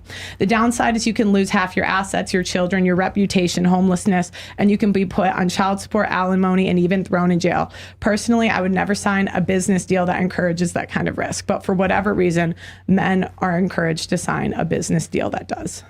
Okay. You literally finished with 1 second to spare. You crushed that. Well done. Thank you. For someone who's not used to time debates, you did really well. Okay. Trent, whenever you're ready, I'll click the 10-minute mark. Excuse me. What'd you guys think? Just because I don't want to keep it going. I thought it was good. The debate topic was marriage is a bad bet for men. Yeah, I think that's what it was. Carl was in the affirmative, so now he disagrees. Let's see. Well, Pearl has the burden of showing that marriage is a bad deal for men, and all I have to do is show that she hasn't made her case. And notice in Pearl's opening statement, she never cites a study of married men in general to see whether they think marriage is a bad deal. So to show that she's wrong, I'm going to point out 3 fallacies that Pearl makes in her arguments. So first, there's the wrong target fallacy. For example, Pearl talks about how marriage is a bad deal because men are sometimes mistreated in child custody cases. That's not unique to marriage. If you cohabit or even just hook up with a woman, you can still father a child and deal with custody issues. However, marriage makes a man the presumed father of the child with natural rights unmarried fathers don't have, even though unmarried fathers can still be liable to pay child support. The children of unmarried men are 10 times more likely to be aborted. And if the child does survive the pregnancy, he's 3 to 6 times more likely to live in poverty. The hazards of unmarried, much less for married men. Another wrong target is women themselves. Pearl says marriage is bad for men because modern women are worse than previous generations of women. But that says nothing about marriage. If modern women are good enough for hookups that can result in children, or cohabiting relationships that superficially feel like marriage, but are far more likely to fail, then modern women are good enough for marriage, which has less harms for men. And Pearl can't use these stats to dunk on women because men are also worse than previous generations. Modern men are just as promiscuous and are even more overweight than modern women. A 2019 Experian study found that men carry more credit, auto, and mortgage debt than women. Millennial and Gen Z men have weaker grip strength and make less money than older men did at their age. Pearl has not shown Has he watched my videos? that women are not good enough for men. Instead, the data shows men and women are both in bad shape compared to previous generations. But there's hope. Marriage is the best way for men and women to mature together and bring out the best in one another. Second, there's the anecdote fallacy. One sad story about a marriage does not show marriage itself is bad, because for every sad story Pearl can bring up, I can statistically bring up 2 to 3 good stories about happy marriages. And there are many stories about sad, sick, lonely men. So I used to do debate. I get what he's saying. He's bringing up how Pearl will say, like, I've talked to many women. One of them said XYZ, except she didn't say that in her intro. So good job. I noticed that discrepancy. Who never marry. Pearl cannot prove her case with anecdotes. She needs actual data that proves married men are worse off than unmarried men, but no such data exists. Even marriage skeptics will only argue at best that marriage doesn't increase happiness. They all agree that men who marry are better off concerning health, wealth, and happiness than men who never marry. If Pearl can't provide peer-reviewed data to prove otherwise, then her case fails. Third, there's the comparison fallacy. Instead of stories involving the risks of marriage, Pearl oftentimes just points to the risks of marriage itself and says that's a good enough reason to not marry. She says, just as you wouldn't fly on a plane that has a 5% chance of crashing, you shouldn't get married, even if it has similar low odds of divorcing. But if you look at the worst outcomes of one choice while ignoring the worst outcomes of another choice, that's the comparison fallacy. It's like someone who thinks driving is safer than flying because they only read a bunch of stories about plane crashes and never think about car crashes. Of course, flying is far safer than driving, and marriage is less risky than non-marriage. You cannot compare the best outcomes of non-marriage to the worst outcomes of marriage. To be fair, you must compare the typical outcomes in both cases, be it flying versus driving or marriage versus non-marriage. And Pearl exaggerates the harms of marriage and ignores the harms of not marrying. For example, according to the National Center for Family and Marriage Research, the median length of all marriages is not 7 to 8 years, as Pearl often claims. That's the length of marriages that end in divorce, not all marriages. The median length for all marriages is 21 years. And the divorce rate is closer to 35%, not 50%. 50% was a future projection from the 80s that has since been falsified. In fact, we are now seeing the lowest divorce rates since 1970, about 14 divorces per 1,000 married women. For weekly churchgoers, the divorce rate is half the average rate. Also, just because 35% of marriages end in divorce, that doesn't mean you have a 1 in 3 chance of absolute misery. Divorce sucks, but people typically survive it intact. In fact, men do better than women after divorce. Men's income increases by 20% on average, while women are twice as likely to fall into poverty after divorce. Alimony is only paid out in less than 10% of divorces. And according to the U.S. Census Bureau, the average child support payment is $441 a month, of which only... You would think I wrote this, and I didn't. Wait, okay. I want to go back a second just because I'm curious. What was the actual topic? Do you guys know, like verbatim? I just want to. Let's just see. The YouTube channel JustPearlythings, putting together a documentary on family court, like for young people. Expected child support is tied to Social Security and Title 4D, and if you Oh wait, it was in the first, literally. People interrupt each other, and the person doesn't get to make the case that they'd like to make. So that's why we're doing that. But before we jump into it, I was wondering if you could both tell us a bit about yourself. Okay, wait, hold on.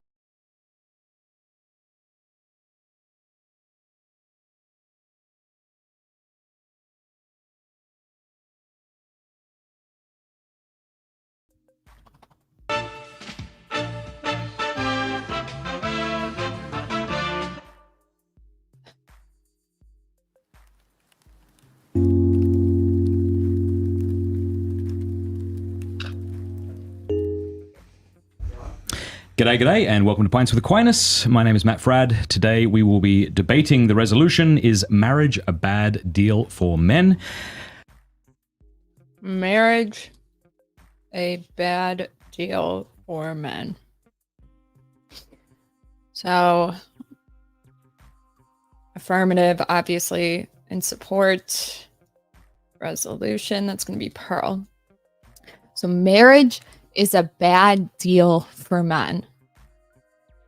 So you would have to find the negative outcomes that are associated with marriage.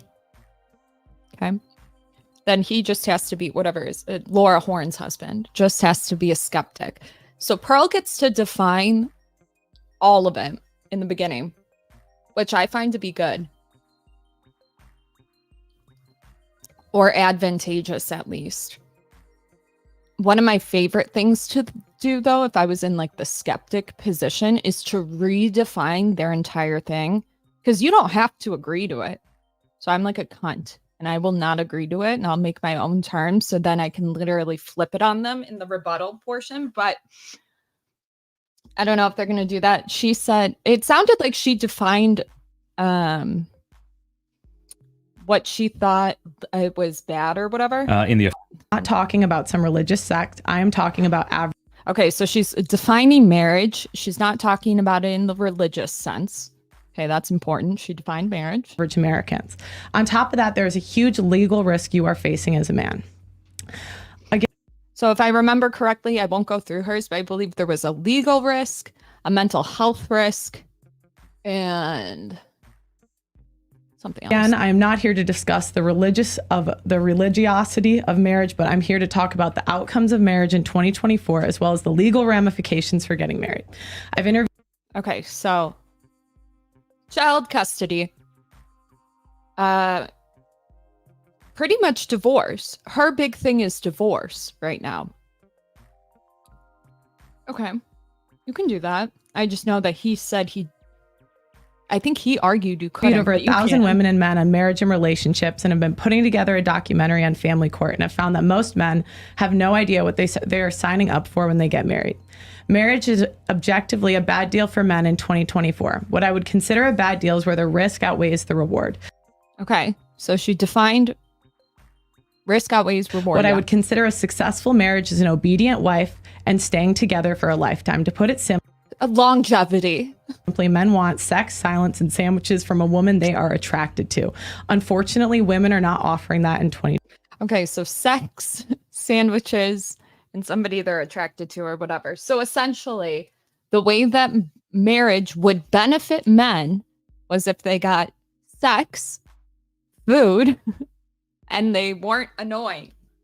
Silence and obedience. So somebody who's not challenging them all the time. 24. Women have zero interest in being wives. Gen Z women rank men 7th on their priority list, coming behind things like education, travel, and experiences. Women don't even like you. Like, Why marry somebody that doesn't even like you, doesn't see you as a priority? Okay. Millennial women are not much better. They rank men as fourth behind their careers, education, and finances. I personally have interviewed over 1,000 women from London to Miami to Vegas and even the suburbs of Chicago. And I can tell you firsthand that most young women have no interest in being wives. This can be shown by women's outcomes and choices. Many men like Trent have been married for years and have no idea what the dating market is like for young people. 1 out of 3 women have had an abortion in the United States. 1 out of 4 women has an STD. 90% of women have been on birth control at some point in their life. 80% of sexually active women will contract HPV at some point in their lifetime. The average woman is 5'3" and 170 pounds. On top of that, men can never really know the sexual past of the woman they are marrying. Okay, so she went in saying where risk outweighs the reward. Men want somebody who's attractive, feeds them, obedient, whatever. Like trad life, trad shit. Yeah. Okay. And so now she's showing that most women are overweight, I think. And then most women don't even see men as the priority. We said that. And then dating apps have made promiscuity more accessible and easier to hide. Women have a great incentive to lie about their. Did she claim that men wanted virgins or low body count? I don't think she did. She probably did, and I just didn't catch it, actually, because why else would she be going into sexual past? The CDC reports that the average number of sexual partners for a woman is between 4 and 8. But I can tell you from interviews that I have done that below 10 is considered low nowadays. This is especially crazy considering once a woman has over 5 sexual partners, she is less likely to have a stable marriage.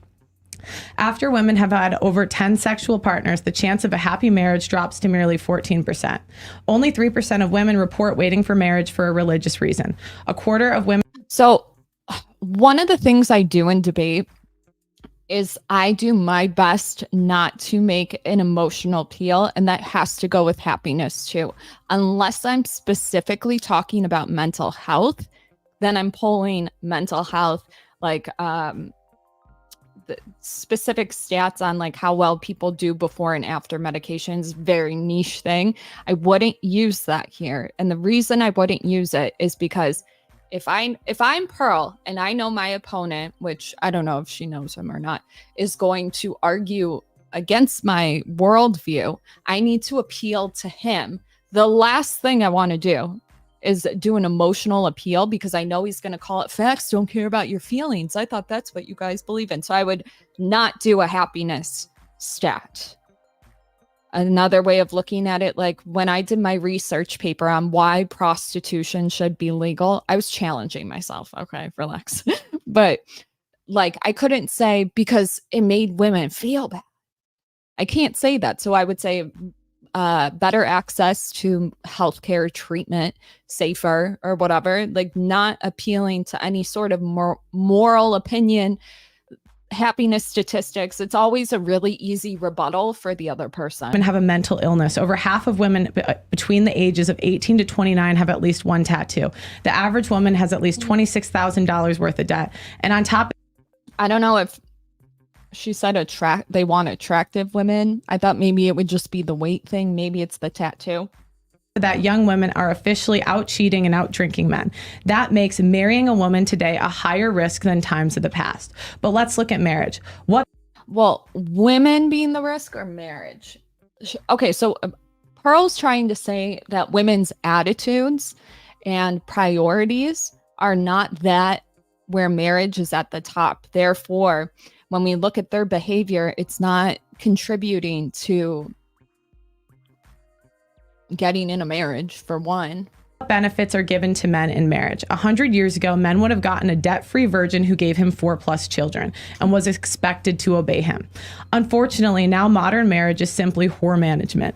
The majority of women are not known to be obedient wives. How do we know this? From one, we have phrases like it's cheaper to keep her and happy wife, happy life. If women were so obedient and good wives, why are all of the phrases focused on bending to the will of the woman? He's going to pull up now. It makes sense. The issue with saying women don't want to be obedient anymore is a direct correlation to the men that they choose from.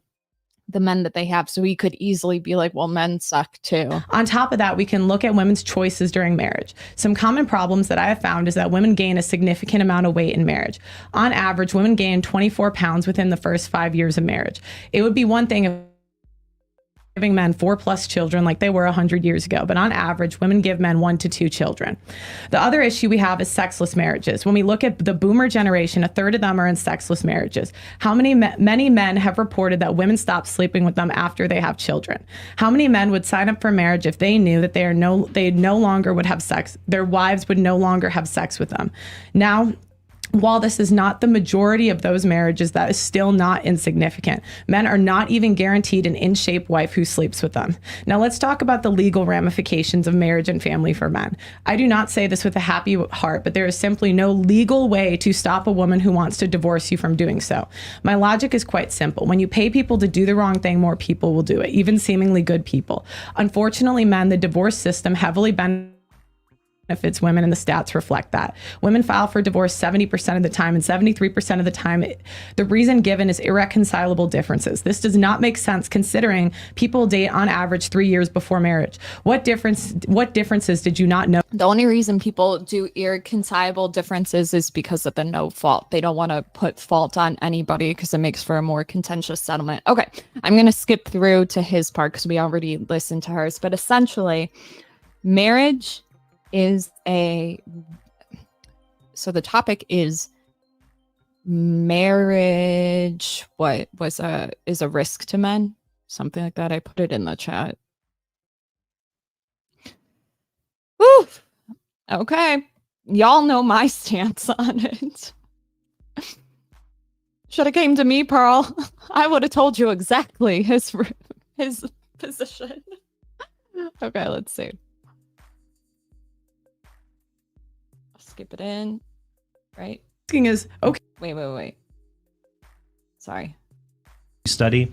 It's not that's not men are 9 times more likely to commit suicide who are divorced. They're 9 times more divorced men are 9 times more likely to commit suicide than divorced women.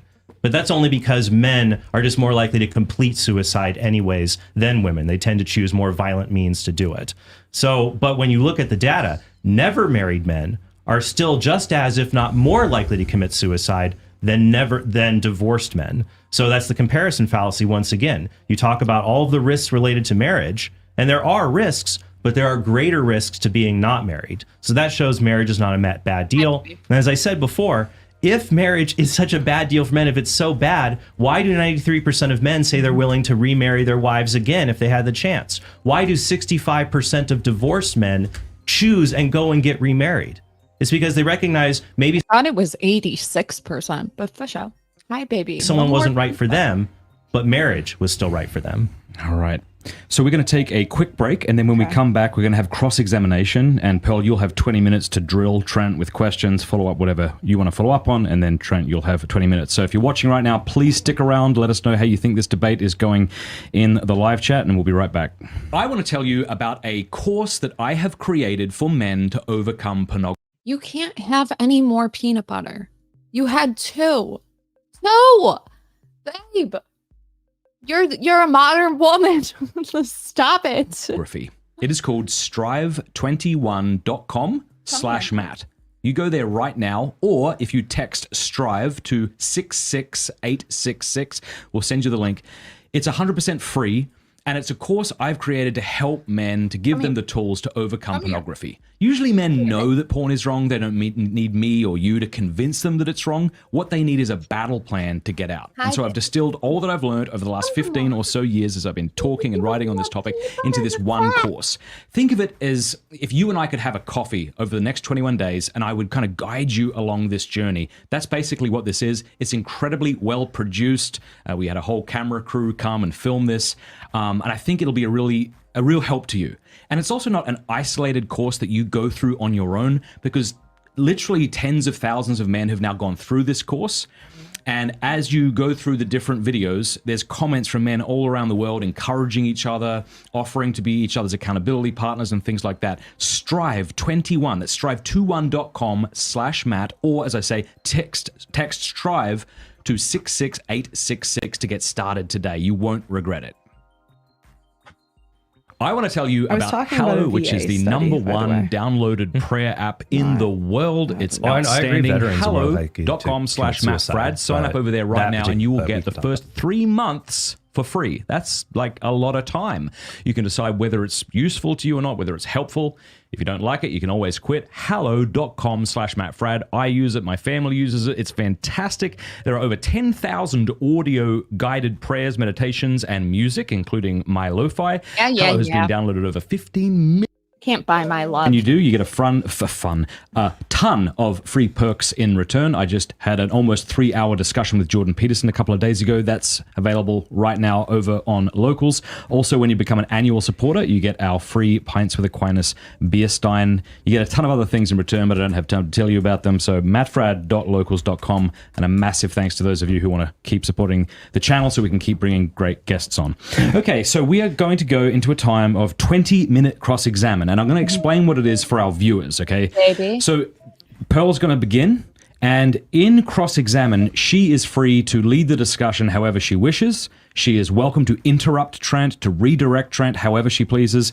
This is her time, so it's not considered rude if she does that, and vice versa when Trent does that. So let's see. Whenever you're ready, Pearl, you can begin with your 20 minutes. 1 second. And if you'd like, I can let you know when you have 3 minutes left or something. 1 second. No worries. Take your time. Babe, this is where the good part is. Come on. Come here. No peanut butter. Do you think This is where Pearl are supposed to. that women should be obedient to their husbands? Yeah, I think that they should be obedient to their husbands when their husbands give them a rational request or directive. But I think that husbands and wives should lead each other to Christ and to the goodness of their family. So what do you define as rational? In accord with reason. So something that doesn't go against what reason would dictate. Can I have an example? Of So something, like I'm assuming crimes. Like, of something that's rational or irrational. yeah, irrational. Yeah, if a husband says Like that- obviously no crimes, right? Yeah, or if a husband says, I want you to lose a massive amount of weight, for example, that would put if your husband wants you to do something to change your body that would put your health at risk, I would say that's irrational. Okay, but a normal amount of weight would be fine.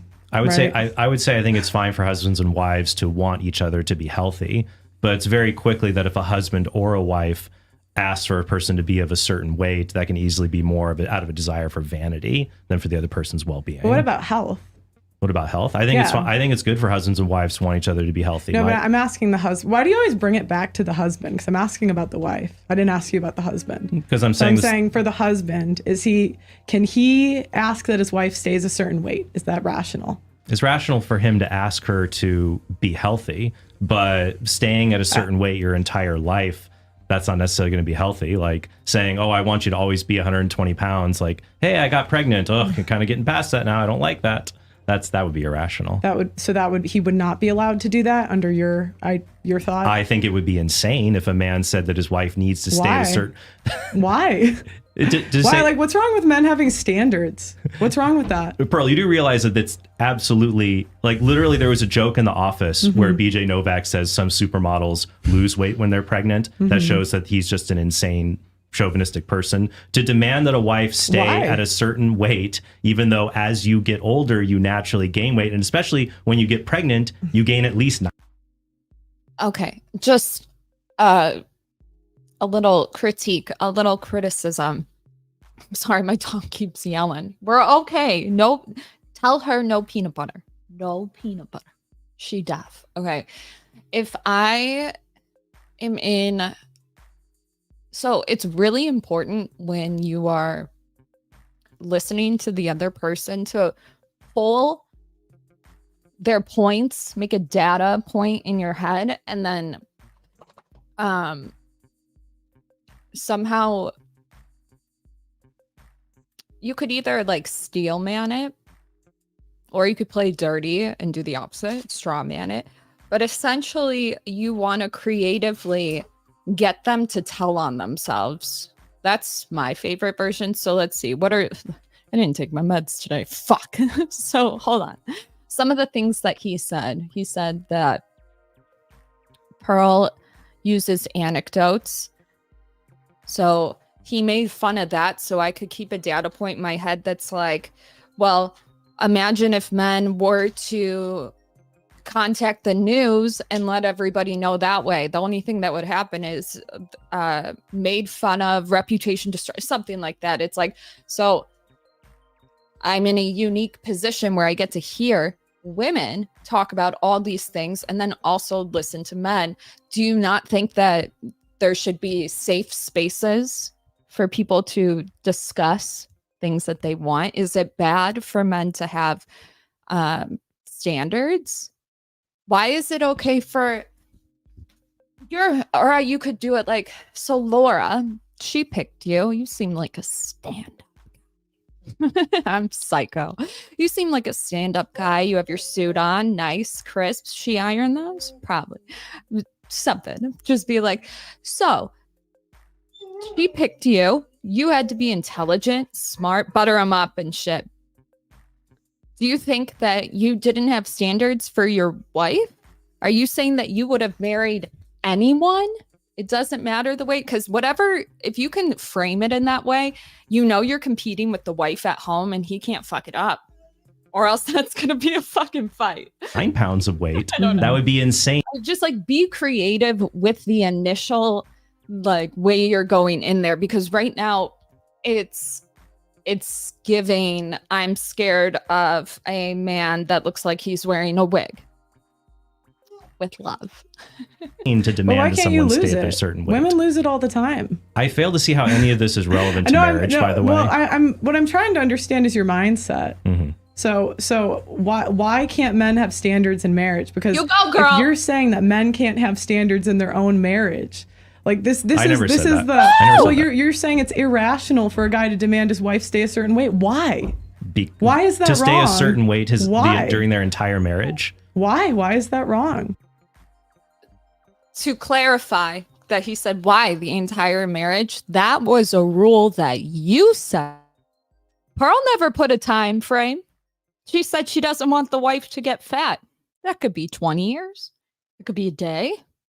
That could be many. You don't know. You just assumed. And you know what happens when you make an ass out of you? Because I've seen women do it. Would you like me to answer the question? Go ahead. Okay. Because biologically, our bodies change over time. They'll naturally gain and lose weight in different circumstances. And your worth as a spouse, whether you are a husband or a wife, is not derived by your weight. That's just a shallow I'm so sorry, David. Is he okay? Thing. Now, I think that both husbands and wives should encourage the other should encourage. It's your job to be attractive. I think husbands and wives should both maintain attractiveness. Right, but why do you always Right, but the debate topic is marriage is a risk for men, not women. If it was a risk for women, they wouldn't be getting married, right? Always have to bring it back because why do you only focus on women? Right now, because we're asking about the deal for men.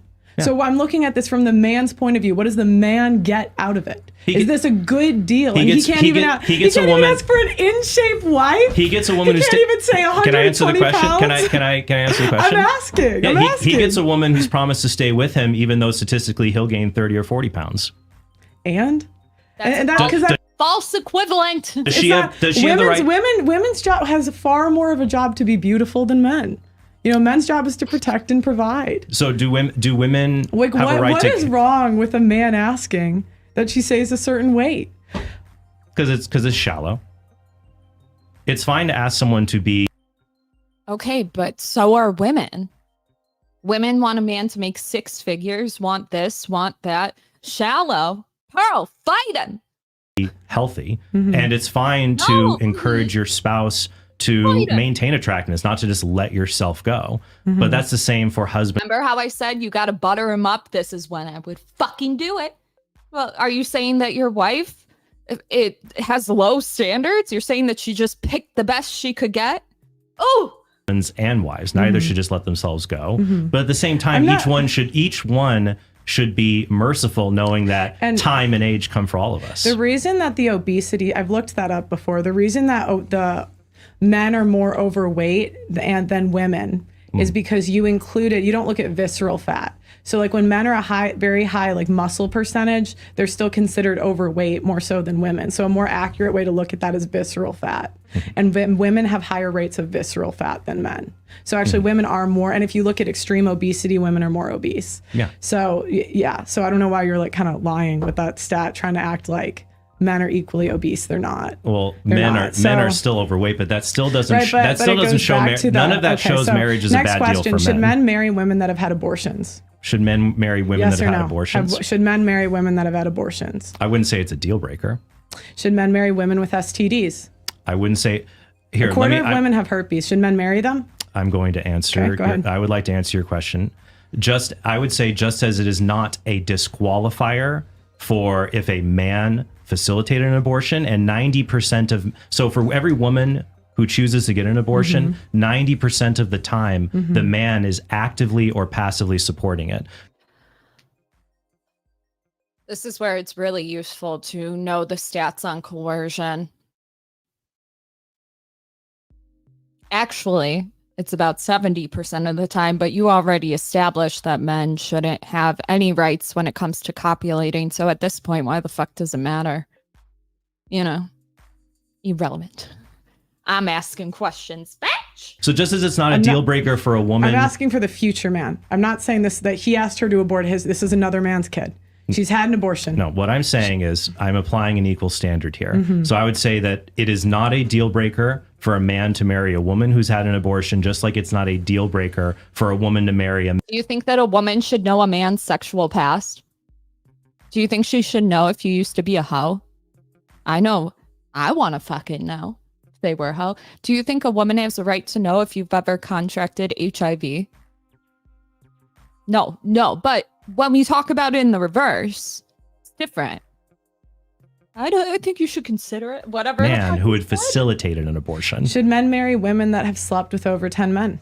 Should they marry someone who's slept with over 10 men? I would say that when you have more sexual partners, that's definitely that's something that's concerning. That could be a red flag. So you have to get this man to contradict himself. The best way to do it is to bring in Laura. But that doesn't apply. I'm not going to say that someone is unmarriageable because of one particular trait. What about porn?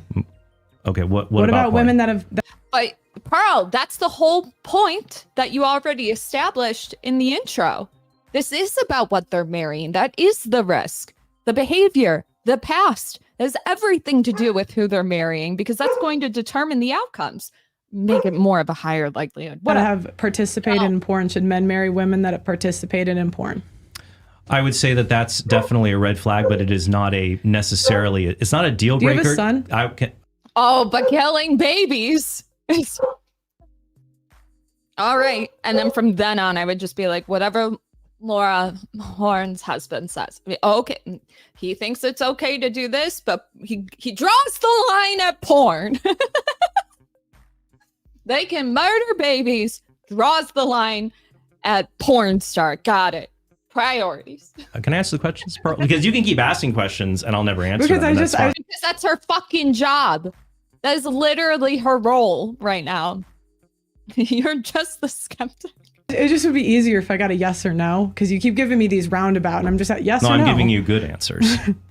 Go okay, ahead. so I'd like to finish about pornography. Go ahead. I would say it's not a deal breaker if a woman had participated in pornography.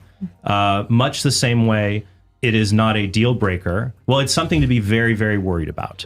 So I'll answer it this way.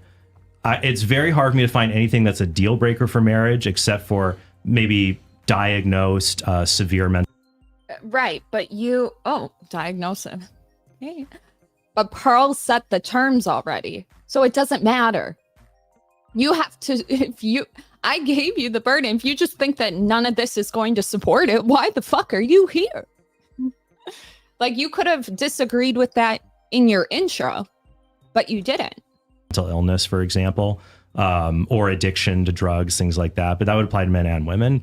So when it comes to pornography, I would say it's very concerning if if a woman had previously engaged in pornography, just like it is very concerning if a woman chooses to marry a man who's previously viewed pornography. But this is my question. It's like, why can't men have standards? There is a way bigger difference.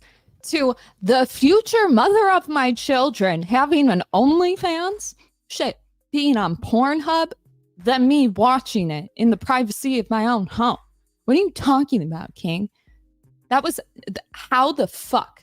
You mean, I want to know if I'm marrying a fucking male porn star, but he doesn't.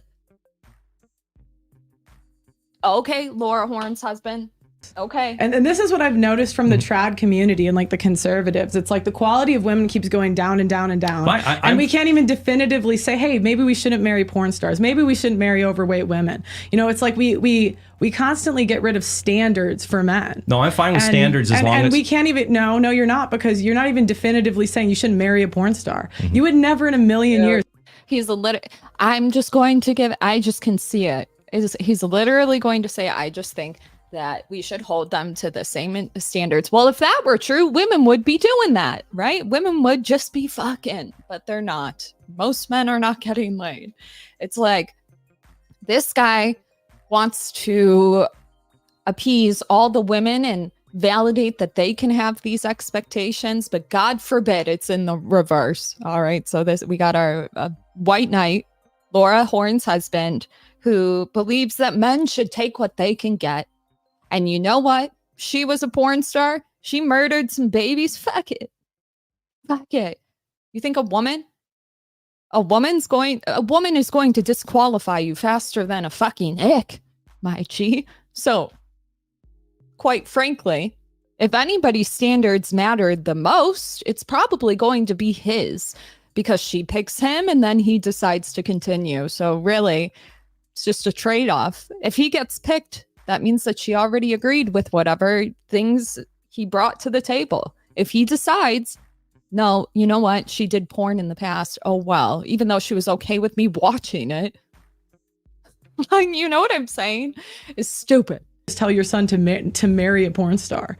An active, currently working porn star? Even a previous porn star. You said former. Even former. You would never. Come on. Is she on the internet still? Does she still have her link up where you can pay to see her butthole for $4.99? Like, what are we doing? How did we get here? Someone you loved. Okay. And this is why. You can keep talking, or you can ask me a question. Because I was going to say, I do believe in standards, Pearl. I just believe they should be applied equally. So if women have a past in porn and that makes them unmarriageable, fine. Then we should just say any man who's looked at porn, don't marry him either. The equal. Is it okay for men to look at porn? The difference is that most men have watched porn. Most women haven't done it, King. That if you want to look at it the same, then the men who have watched porn and then the women who watched porn, that's an equal standard. Fine. You cannot say watching it versus doing it. Like, you're insane. With love. During your cross-examination. The equal equivalent would be a man that's participated in porn. That would be the equal equivalent if we're really going to go apples to apples here. But what I'm asking is, okay, and there's lots of men who participate in porn that way. You know, a quarter of women, up to a third, have an STD. Should men marry them?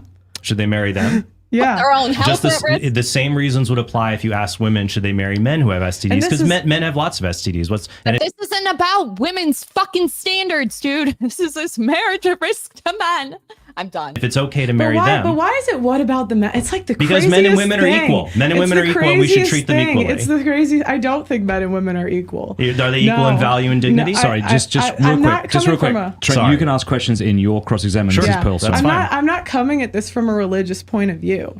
What I am saying is that you keep telling men to lower their standards because you were saying wife up these whores. 3% of women, 100 years ago, men got a virgin.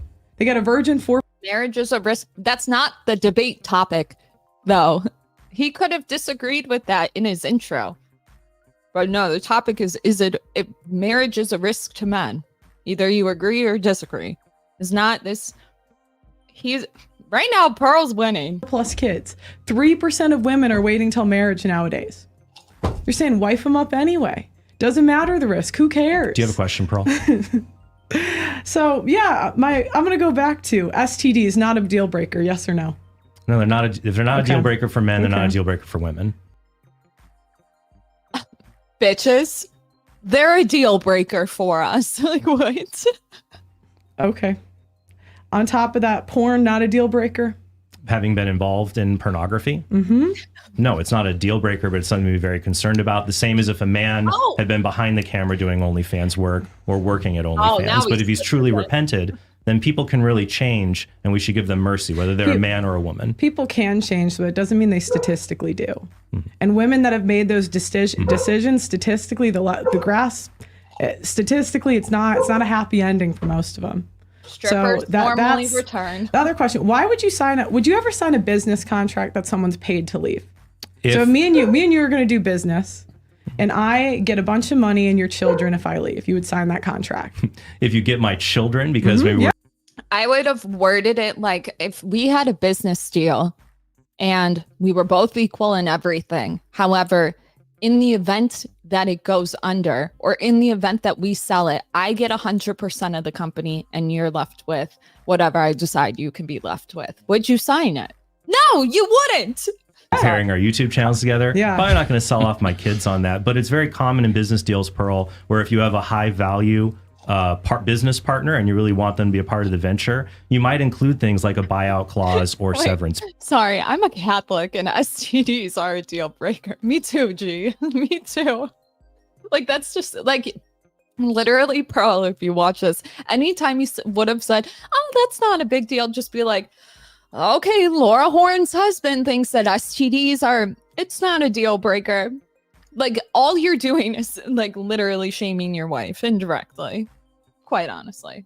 Like, one of the hardest pills to swallow in this space were that men don't have the same standards that women do for men. So like, men are more desperate, and he's literally feeding into it. I don't like it. It's triggering me, if you can't tell. Okay. That's not that uncommon to ameliorate risks or to encourage them to take part in the project. Okay, so would you would you sign the contract or no? Would I sign a contract? Mm-hmm. You've made it very where I'm paid to leave. Where you're paid to leave if you're my business partner? Mm-hmm. It depends how much and what risk. Why can't you answer the question? Because your question is underdefined and it can't be answered. You've asked it in a very vague way, so I can only give a vague answer and reply. Okay, me and you sign a business deal, and in that business deal, and in that business deal, I get your whole YouTube channel if I leave. Pearl, he's like, I couldn't even fathom it. Yeah, why? You have standards out? I guess he's got standards, y'all. Now he does. And I get your children. Are you signing it? I'm annoyed. No, I'm not. Exactly. That's the point. No, you're not signing it. Because you haven't. And this is the thing. They act like it's one-off instances. And this is what the academics tend to do. They'll say, here's a study funded by this organization, or here's another. Wait, stop. Only. Chris in Toronto says, OnlyFans once removed. Study, and they Nala should get shirts that say that. I want you to not believe what's in front of your eyes. Men are not signing up for marriage today. And you can say it's that marriage is a great deal for men, but men are naturally logical. They do what makes sense. 100 years ago, men were still men, same software. They married women in 3 months. There's a reason it's gone up to 3 years. I would sign a contract where if you're undergoing significant risk, and the whole point of things that if a marriage divorces is that women undertake risks. If they come and then they give up their careers and they stay home and raise children, for example, and they do that. The majority of women aren't doing that. You just pay attention. If your response to this entire debate is, but women, then we should have changed the debate topic to marriage is a bigger risk to women. But when you follow it with, but what about women? It's the whataboutisms. Ooh, I hate it. Call them out. The majority of women are not doing that statistically. 3 out of 4 women are working. So that's not the majority. The point is, if they go and do that and they take part in a marriage, they don't want you're undertaking risks when you're involved in marriage. Well, as I stated before, women are twice as likely to end up in poverty after divorce than men. Yeah, because women are bad with money. No, this isn't a debate on whether it's a risk for women. It's a risk for men. Be like, why do you keep moving the goalpost, G? No, women, what happens is women usually have 80% of the world's debt. Women have 80% of the world's debt. Women are not good with money. And many As I men, showed in my opening statement, men have the majority of debt. Many men, that's not true. Women have 80% of the world. Don't worry, guys. I'll be in here to say men hold more credit card debt and women hold more student loan debt. Thank you. World's debt. And the other thing that they don't take into account is that in this country, men have more. But women have 80% of the world's debt. Women are not great with money, and men earn more as well too. And the thing is, you're not addressing the suicide problem. Do you not think that's a problem? Of course, suicide's a problem. Yeah, but remember, he said that the only standards that men should have are if she has a mental health problem. So I highly doubt he cares two shits about this. More of a problem for men who never marry. I'm asking in divorce. They're 9 times more likely to commit suicide after a divorce. They're 9 times more likely than a divorce. What does that say about the state of men in this country? And you're misreading the statistic. And in family court, if they no peanut butter. 5 years, many men do commit suicide. What do you think? You think it's just made up? You think it's just fake? All these men that are saying my life is ruined. Yes, let him answer it. Go ahead. No, because I've actually read the studies, and the problem is you're doing the comparison fallacy here. You're just picking, hey, if you get married, this bad thing can happen to you, or this bad thing can happen to you, and that's true. But if you choose to not get married, you can also have many bad things happen to you. You can grow up and have no social connections. You become a recluse. So you admit that it's just shitty to be a man in 2024. Okay. Next question. And you're more likely to commit suicide. You're more likely just to not take care of yourself. And the statistics show that on average, ever married men, including divorced men, live longer, are healthier, and rate their lives as happier than never married men. It's a statistical fact. Because women date happy men. So women pick for these things. How do you know that? Because I'm a woman. I'm a woman. I know what we pick for. We like tall, handsome, good-looking men. Is every married man tall, handsome, and good-looking? Not every, but there's usually one. Justice for the short kings. Love you. One of those things. He's usually one. Like he's usually either successful or handsome or good. Women don't marry homeless men off the street. There's a big difference between tall, handsome, and successful and homeless. There's also. But I guess men should. Pearl, you gotta fucking. I would roast this dude. It's like women don't marry homeless men, but men do. I guess men are not allowed to not marry homeless women. So. I don't know. No. And so my point is women tend to pick above average men. We see this on dating apps. Women swipe right 5% of the time. The number one way people are meeting under 30 is on dating apps. That's because on dating apps, but 3 you don't know times what you're talking about. You're not even outdated. I do. Because on dating apps, Pearl, the reason that women are so choosy is because there are 3 to 4 times as many men on dating apps than women. So men will be constantly swiping right. Women can be more choosy in that environment because there's just so many more men. But in real life, when you look at a 1993 study, another one by Taylor and social media. Online, phones, real life, like I'm pretty sure most men here want to fuck me in this bar than it is the other way around. Shit, I would go as far as to say 100 to 0. Like, could you imagine? Like, let's just pretend we could like play out some online dating in a bar, like swipe, no swipe, but like to a person, like, would you fuck me? Yeah, I probably would. Actually, you know what's funny? They have done a study like that. David Buss, I believe, was the one that conducted it. And it was like, they had a guy go up to girls saying, would you have sex with me? He got like a 0% chance. But in the reverse, a woman went up to a bunch of men like, would you have sex with me tonight? And she got like a 75. So online, in person, like y'all be the ones trying to fuck. Another one by Taylor. Taylor done in 2011. Social media. I would like to finish. Before Taylor study in 2011 shows that men and women, when they get married, they tend to be within the same social range and attractiveness. So while for dating and hookups, you're correct, women on social media apps, because there's so many men to pick from, go for the higher quality men. When it comes for marriage, people tend to marry within their own social and attractiveness value bracket. But according to you, men should not pick for porn stars and whatever the fuck. Or they should look past it. They should look past it if she's gotten a schmishmortion. Okay. That doesn't disprove what I'm saying. Women pick a small percentage of men when given the choice. That's not true, because I'm talking about marriage. We're talking about marriage, not Tinder. If women, but that's the number one.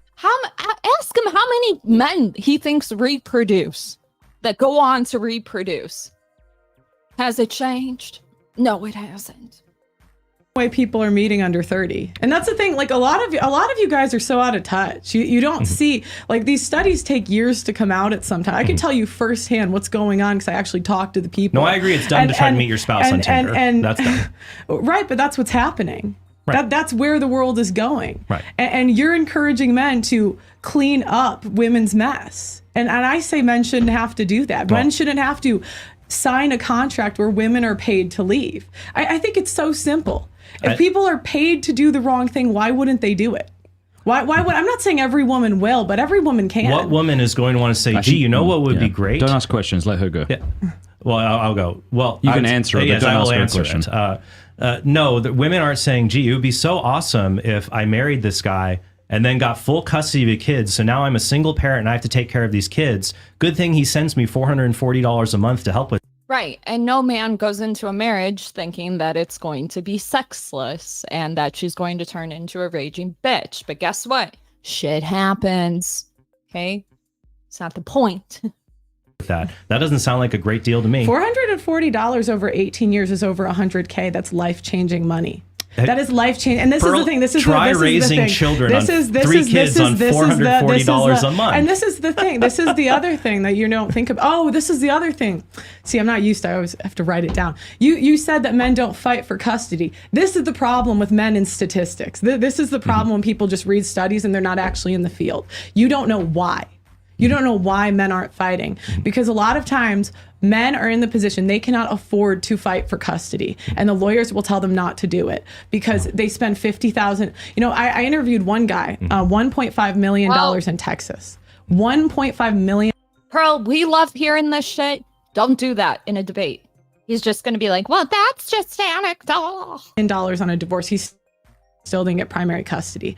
These cases are common, and if you spent a day in family court, if you actually were in the field, you would know. Okay, so that's an anecdote, and it also doesn't say anything about marriage, because if a man hooks up, you're like, oh yeah, I forgot, you don't give a fuck about men. Like, come on. With a woman or cohabits and she gets pregnant, he can have the same issues. So this is not unique to marriage. Well, yeah, but marriage puts them at a higher risk because they're on the. You know what would have been a good question to ask him, Pearl, if you're watching this, is the first question in the cross-examination should have been, what does a man get out of marriage that he couldn't get out of a long-term relationship? Because whatever he says, you could literally just destroy. Because most of the time, people can't answer that. They can't. They're like, well, like someone to come home to. Okay. I could buy a sex doll. Like, what's your point? Like, what? Well, Pearl, if the only thing that you find that women are good for are domestic duties, I told you to name some benefits right now. Like, I'm asking you. Burden's on you, King. I don't know. Hook for alimony as well. Alimony is only paid out in 8% of marriage. Oh, right. Just fuck those dudes too. Just fuck all men. Like, you guys know I fucking hate with a huge passion when people say, well, that's like a small portion. You're so lazy. It's like, okay, let's get into how you decide what's good or bad. I would just go the long route. Fuck him up. Make him tired. I know, but what does a man get out of marriage that he doesn't get out of a live-in girlfriend? What benefit? Well, he doesn't. One benefit, he's not. Wait, stop. Yes. Wait, this is so fun. Yes, I would have done that first. A 45-year-old guy saying, "Can I?" Easy for me to say after I watch it, but okay. Here we go. I bring my girlfriend to the party. Who cares? One, he's not that. He's a Who mature, cares? stable person. Okay. What does he get out of it? What He lives benefit? longer. He's healthier. No. What benefit does he get out of specifically signing that contract? What does he get? What he women, gets. Women give children outside of marriage, so that he doesn't get that. The women gain weight after marriage. He doesn't get that. And all of the stats you're saying you're attributing to marriage, I would disagree. Well, stability, well, according to you, they be regardless. So define it. What do you mean by stable? If anything, I feel more crazy with my batshit wife. No offense, Laura. I would say that women tend to marry happy, successful men. That is just a correlative theory that you have, and that's not true, because if you just look around at men, and when you do longitudinal studies that control for success, you see that's not the case. One longitudinal study found that after a man gets married and upon the birth of his first child, he works 10 to 20 hours a week more than unmarried men. Right, because women love spending men's money. Of course he's got to work more. Even car salesmen will tell you the final say is who? The woman. No, it's because now he's grown up, Pearl. He's grown up and he realizes life isn't just about him. Oh, really? Do you go up and ask them all the time? Like, you can't just, that's anecdotal. Does he have kids? I'm annoying. He has to take care of other people. My wife's credit card spending is off the chain, and that's the thing. I am men in the have field. more credit card debt than women. I am in the field. I am in the field. That's the thing. Yeah, and women have more student loan debt. What's your point, King? Who makes more of the consumer buying decisions, men or women? Because if it were men, this debate would not be happening. It would literally be reversed. What expertise do you have in this? Because when you actually interview the men that have gone through this, you have a completely different perspective. And that's the thing, because we just went through COVID. How many studies did they have? And experts that came out and said, COVID, you should take the shot. Oh, sorry, I don't want to YouTube you, but you have 1 minute left. But my entire point is you can make a study that says anything, but if you look at reality, so studies are wrong except for the ones you cite for your positions. If you look at reality, you would never sign a contract that someone is paid to leave, and there are just not enough wives to go around. You have 40 seconds left. Feel free to ask him more questions. Does your wife know you're here? Does she know that you talk so horribly about us? I'm just kidding. Gotta Darvo him. Oh. Come on, Pearl. No, I think that's it. All right. No problem. All right, we've got 20 minutes. That's again, you can pretty much predict what he's gonna say. Asking the questions, you're responding to them. All right. We'll try not to talk over each other, just for the sake of those at home, as best as we're able. Play dumb. Ready, set, go. Alrighty. It's kind of fun. It is fun. You'll get addicted to it after a while. I was a little nervous, but it's kind of fun. Then you get right into it, and it's just fun, isn't it? She's doing great. What do you guys think? Alrighty. We brought up something earlier about men. Do you think men and women have equal basic value, like equal dignity? What do you mean by dignity? They have the same intrinsic goodness. Men and women are equal in their basic. It's a feminist talking point. Sorry. I'm kidding. No, I'm not. Essentially, like in the eyes of the law, if somebody gets killed, there's going to be a fucking court case about it, a trial to determine what happened, right? Like every person that's been a victim of murder is one way to look at it. Like every life matters. You wouldn't be like, oh, that guy's white, so we're not going to give him a trial. Like it's like everybody is equal in that regard. Value, their goodness as human beings. No.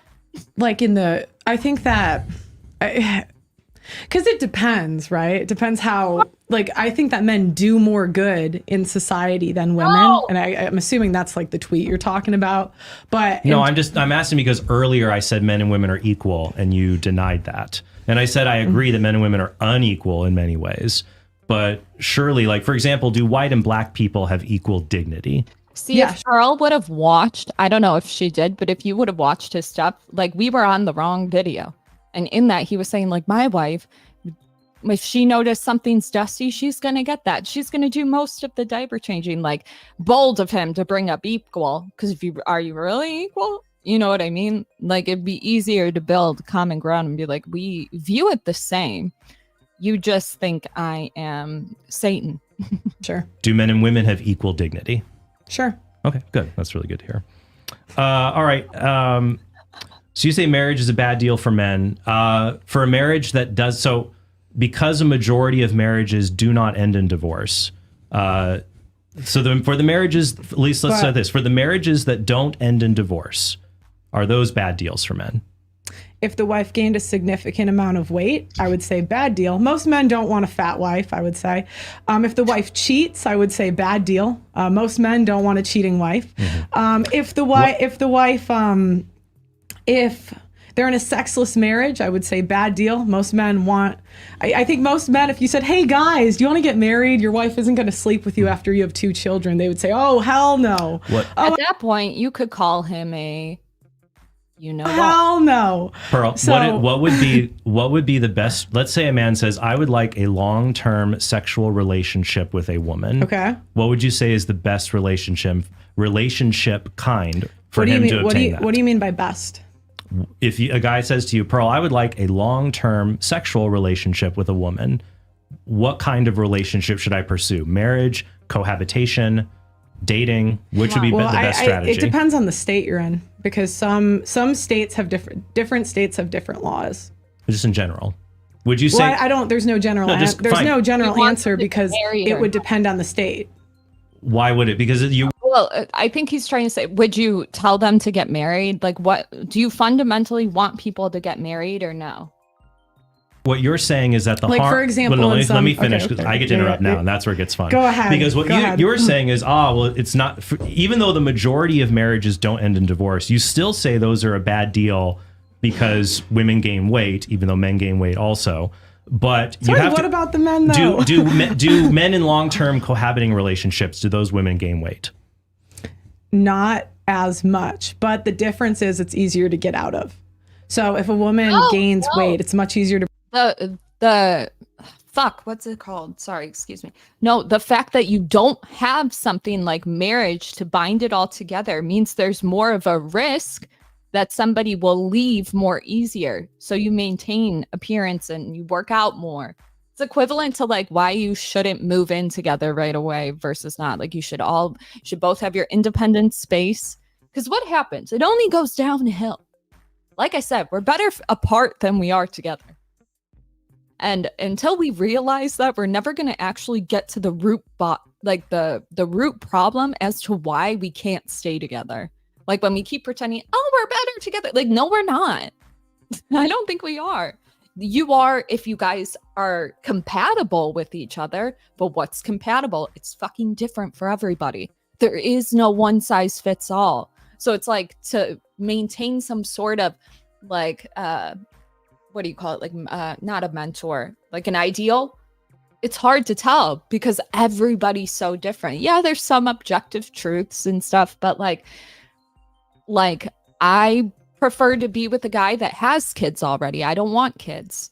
Like I want to be around kids, but I don't want to pass my genes on. You know what I mean? Like that's a very niche thing, but that's so fundamental to relationships. What do you want kid-wise? What do you want? Do you want a non-traditional family structure? Do you want your husband to be formerly married or a porn star? Oh, wait. I have that choice. He doesn't.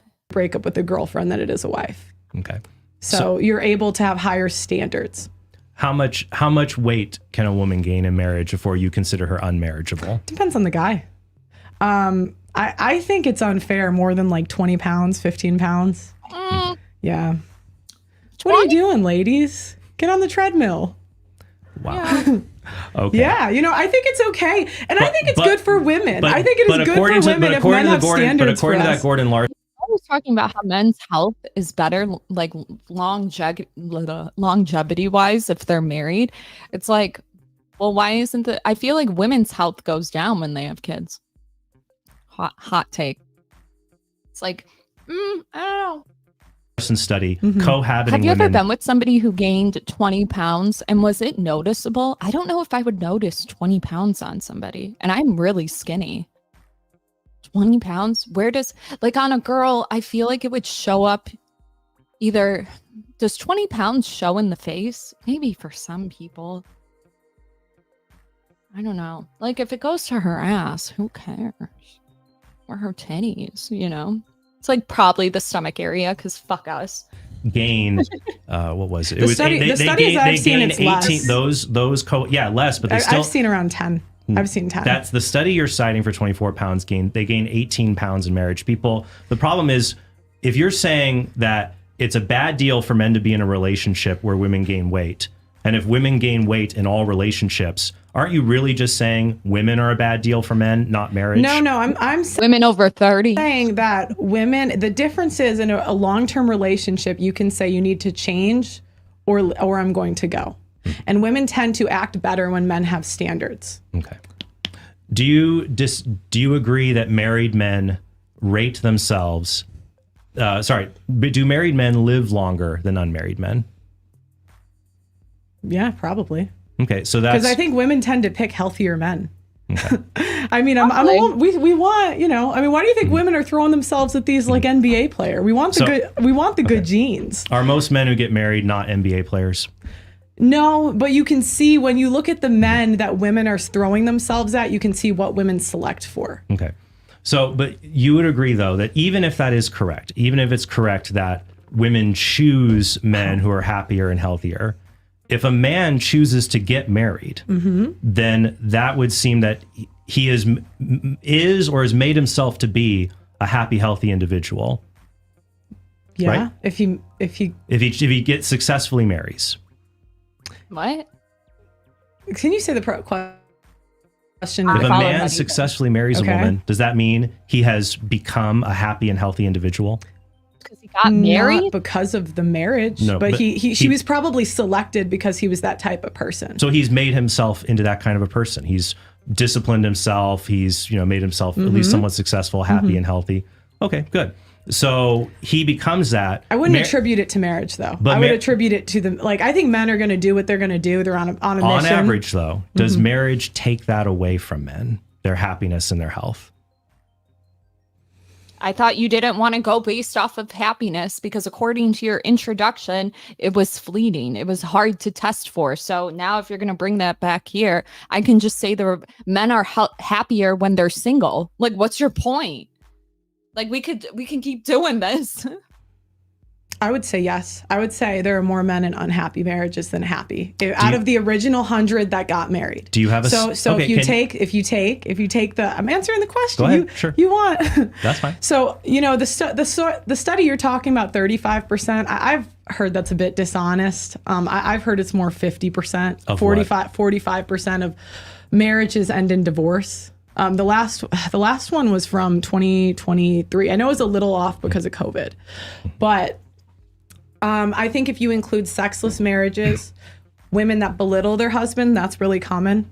Women that make fun of their husbands in public. Then you're taking it away from my main point. So you're claiming that these happy, healthy men who get married, the majority of them, they lose their happiness. Do you have a study that shows that? Because let me finish. Okay. I have cited the General Social Survey, Gallup surveys, hundreds of thousands of people who are tracked, Harvard Adult Study, 80 years, that married men rate themselves as happier and healthier. And the majority... But you know that they're not afraid their wife's going to see it. But you're attributing that to marriage. I'm not. I'm just saying, what I'm saying is that even if marriage is negative in some ways, it doesn't take that away from them. You're making the claim that the majority of married men aren't happy, but you have no study to back that up. I'm saying that you can back it up when you look at 40%. Let's say 40% of marriages end in divorce. Okay, 40%. Now you have 6 left. A quarter of them are sexless. Boom, that's over 50. That's not true. A quarter are not. There you go. Women on average, and then on average, so at least half of the women gain 25 pounds. I'm going to ask you another question. I would make the assumption, and I'm insane and miserable. I bet you every single marriage has gone through a dry spout. Dry spout. You know what I mean. I'm going to ask you another question again. So we do surveys, and we ask people if they're happy. And I've cited multiple studies, okay, where hundreds of thousands of married men are asked if they are happy. Okay. And the majority, 80% to 90%, say yes. Can you cite a study that shows that the majority of men in marriage say they're not happy? Well, you're saying in marriage. I'm including divorced. Sure. But no, That's my point. But my original statement was... and I'm going to interrupt because it's my turn. My original question was, for marriage, since the majority of marriages don't end in divorce, and if divorce is the only bad thing, then marriage is a good deal. But setting that aside, you cannot show that married men are unhappy. You have no data for that. But it's not I also our burden of proof. That's the thing, is like he already agreed. I said if a woman gains weight, that's a bad deal. And he already said in the intro he doesn't want to go off happiness. Call him out, Pearl. If a woman cheats, that's a bad deal. Do the men say it's not worth it? But do the men say it's not worth it to them? And they leave? You asked what I would classify as a successful marriage. Or I made the premise. The debate is not whether Pearl thinks marriage is a bad deal. You said I could make the premise. Yeah, but so I said a good deal is classified as a woman that stays in shape, F's her husband, and stays married and is obedient. There you go. So if she's not having sex, if you disagreed with that in the beginning, that should have been in his introduction. With her husband and she's gaining weight, who should determine? That's 60%. At least half of them are doing that. Who should we look to determine the standard of whether marriage is a good? Let me finish. Whether marriage is a good deal. Married men or Pearl Davis? I think you should look at men and what they're choosing, and they're not choosing marriage. Well, according to you, who says that men should marry women that get schmishmortions and also former porn stars, I don't know if going based off of married men's preference is probably the most honest answer, if I'm being 100. I'm insane. I want to do this debate. Because if it was a good deal, it would be an easy sell. Good products get sold. Is exercise good Pearl, products? Is exercise a good deal? Or is exercising a good deal? Exercising is a good deal, but most people sign up for it? I wouldn't say those are the same thing, because again, if women were benefiting men like they were 100 years ago, if we look at 100 years ago, men signed up for marriage within 3 months. Did you see? He was like, "Damn." He wasn't expecting her to say That's that. all it took. All right, here's my next question. Here's my next question. If marriage is so bad, including people who end in divorce. I didn't say all marriage is bad. Okay. If in general marriage, I said out of 151 will fail. If it's more likely, if it's greater than not, that marriage it will be bad. And if that's the case, why do 65% of divorced men get married again, even though they've already been through a marriage that's failed? If it's so bad, Pearl, why do the majority of men get married again? Well, I would say, people don't always make logical decisions when it comes to love. But my question would go back to... Because men get married for women. Why aren't men signing up in general? Okay, so anybody who just disagrees with your standard of marriage, they're just being illogical? No, men are the biggest gamblers. You know what? Fuck it. I love that about them. That's the whole point. If you guys saw the the episode with our boy attorney James Sexton recently on the CEO Diary of a CEO, we covered a little bit. He was talking about this exact thing. He's like, something that I love about us is despite the horrible divorce rates and despite this, we still try to do it. And that's a beautiful thing. I think it is. Okay. I said a good deal. I clarified it in the beginning. I said good deal, doesn't gain weight, sleeps with her husband, stays married. I think that's the bare minimum. Why can't this be a good deal for marriage if a married man says that he's happy? Because you said no. I don't think that I think happiness studies, like how do they measure? Pearl, just like blink twice if you're telling the truth. Like men can't talk about it. You literally ask the person if they're happy. Because you're going to ask a pool of happy married men? Is that what you're talking about? Because our pool is the divorced ones. See, this is where it's fucking... Of course, the men that are happily married are going to say People lie. Okay, so it's just a giant conspiracy. It's not a conspiracy. Okay, so do you think most men who are married are unhappy? I think most men that sign up for marriage out of the original, not stay married, that sign up for marriage. Just say, do you think that marriage is hard? Please explain. It's like, yes, both people. Marriage, 51 are unhappy with that original deal. And we can agree at least 40% divorce, right? Yeah, there's a 40%. Okay. But that, so but what percent of men rate themselves as happy? You don't get to ask the questions. Fine. I get to ask them. And as I said before, just because a marriage ends in divorce, it doesn't mean that person now thinks that marriage is a bad deal, since the majority of men who get divorced choose to go back and get married anyways. Men are just inherently masochists. Okay, final answer. I want to do this debate. I feel like I've had an answer for everything. They're fucking masochists. Step on them. I want to go back to some of the different. Why don't the majority of men sign up for marriage? You don't get to ask. I'm going to go back here. Because if it was such a good deal, they'd sign up. Yeah, well, good products get sold. You think Elon Musk is running out of his cars. Okay. When they first came out, anyways. I don't know about now, but I heard that truck was bad. All right. Let's see here, because you've brought up 80% of women get HPV. That's crazy. Okay. What percent of men get HPV? Similar, but they're only the sexually active ones, and there's a higher percent of sexually active women. Wait, Pearl, no. So you're telling me that you don't have to be sexually active as a woman to get HPV. Oh no, I feel it. I guess I'll start asking these questions. Do men have a lot of STDs? Pearl. A smaller, they're at a lower rate than women. Pearl, STDs stem from men fucking animals. Not all of them. How do you know that? You can Google it. CDC. Okay. But still, do the majority of men have STDs who are unmarried, sexually active? Well, if they're sexually active, but the minority, this is the thing. You guys don't know what's going on because you guys have been out of the game so long. That's one way. I would be like, well, like you already said that STDs shouldn't be a factor in whether or not they should pick somebody or not. So irrelevant. Well, the number one. Do I look like the expert in Planned Parenthood or something? Way that people are meeting is dating apps. Women swipe right 5, 10, up to 20% of the time. What does that mean? Okay. A minority of men can even sleep around. Okay. So when you guys are saying men stop sleeping around, a minority of men even get the choice to do that. Do men cheat? Pearl. Yeah. Okay. So if a man cheats and he leaves his wife to be with another woman, is it fair that he should have to compensate her by paying for things like child support now that he's abandoned her? Is he going to be an active father?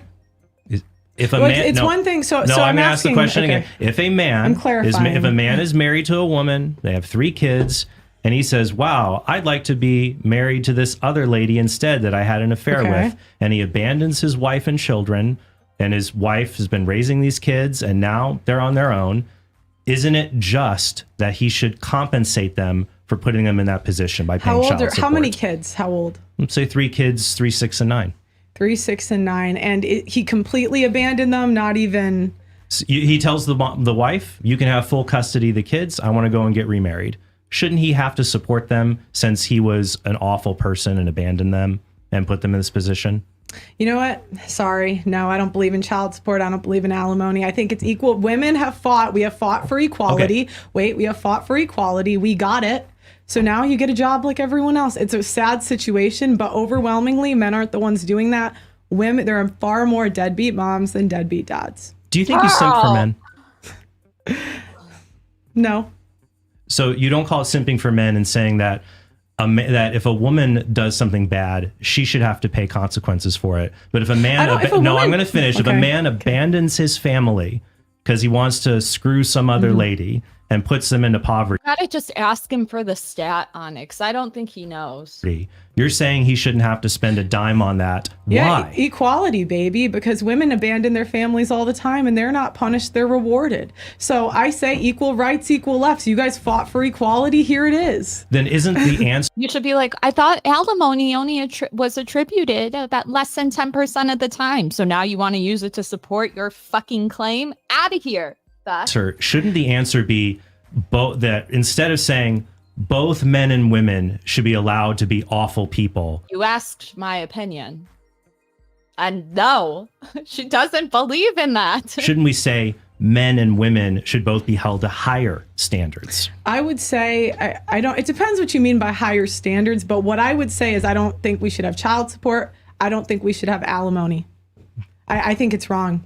So even if a man... So then if a woman abandons the kid, should he pay for the kids?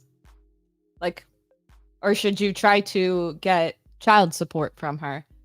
He just leaves. His wife has been a stay-at-home mom for 10 years, 3 kids. She has been out of the workplace, going to have a difficult time finding a job. And I know personally women that this has happened to. And he leaves and goes has sex with someone else. We're not talking about other women being bad. You're saying in that case, the man shouldn't be compelled to provide for the family he abandoned. Well, I would say for the same case that if women cheat and leave for another husband, they shouldn't have alimony or child support either. I'm saying in both cases we should not have alimony. Let me and ask you another child question. support. Let's say you have. Let me ask you this. I don't believe in paying people to make wrong decisions. Okay. I don't believe in that. All right. But it's not paying the other person. It's for the kid. So you just mean that you don't think that one spouse should be liable to pay for their kid? It's a hot take, Pearl. So if a woman, let's say you have a stay-at-home dad, successful woman, has been out, she's boss girl. Can she be a lawyer? Sure, she's the boss girl lawyer, turns into the She-Hulk when she needs to, whatever. Yeah, okay. all right. And she's making a lot of money, and then she leaves her husband and kids, says, "Hey, Frank, you can have the kids. I'm going to run off with this other lawyer at the office." And now he and the kids are in poverty. Do you think that she should have to pay child support to them? Nope. I think he should get a job. Okay. And so should she. So you don't believe, do you believe in marriage at all? I believe, what kind of marriage? I don't believe in marriage as it is today. What? If we tomorrow got rid of child support, got rid of alimony, got rid of all these incentives for bad decisions, fine. Then I would have no problem. But my issue is, one, the quality of women is lower than ever before. Pearl, the risk is higher, and women are paid to Pearl, leave. what is marriage? One person. Really? She already Pearl. You've already explained it in your intro. When I speak about marriage, what I am not doing is talking about it in terms of religiosity. Stop it. Did you forget already, sir? That's what I would say to him. It's like, oh, here, he wants to redefine the terms. For a lifetime. And the woman submits to her husband and is obedient for a lifetime. Okay. But I am not, and see, I guess my head goes in a couple directions, because the other thing is, today it's nothing. Okay. Today, you said the average marriage is longer than 7 years. Let's say it's 12 years.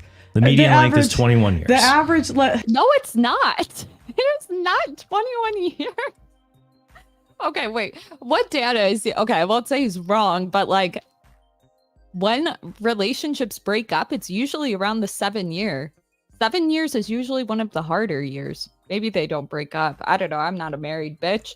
I could give two shits. The only thing that it tells me at 21 years is that it took you that long to figure out to break up with somebody. Like, there's nothing more embarrassing than getting divorced when you're like 70. I'm just kidding. Let's say 21. That's still not a lifetime. And Pearl, ask him for the source. And a quarter of divorces are gray divorces. So it happens when people are in their 50s and 60s. So that's the other thing about these stats. It doesn't predict who in the future gets divorced. It says today. And it doesn't include people that are separated. I know couples in their 50s and 60s. They've been separated for years. They're still counted as married.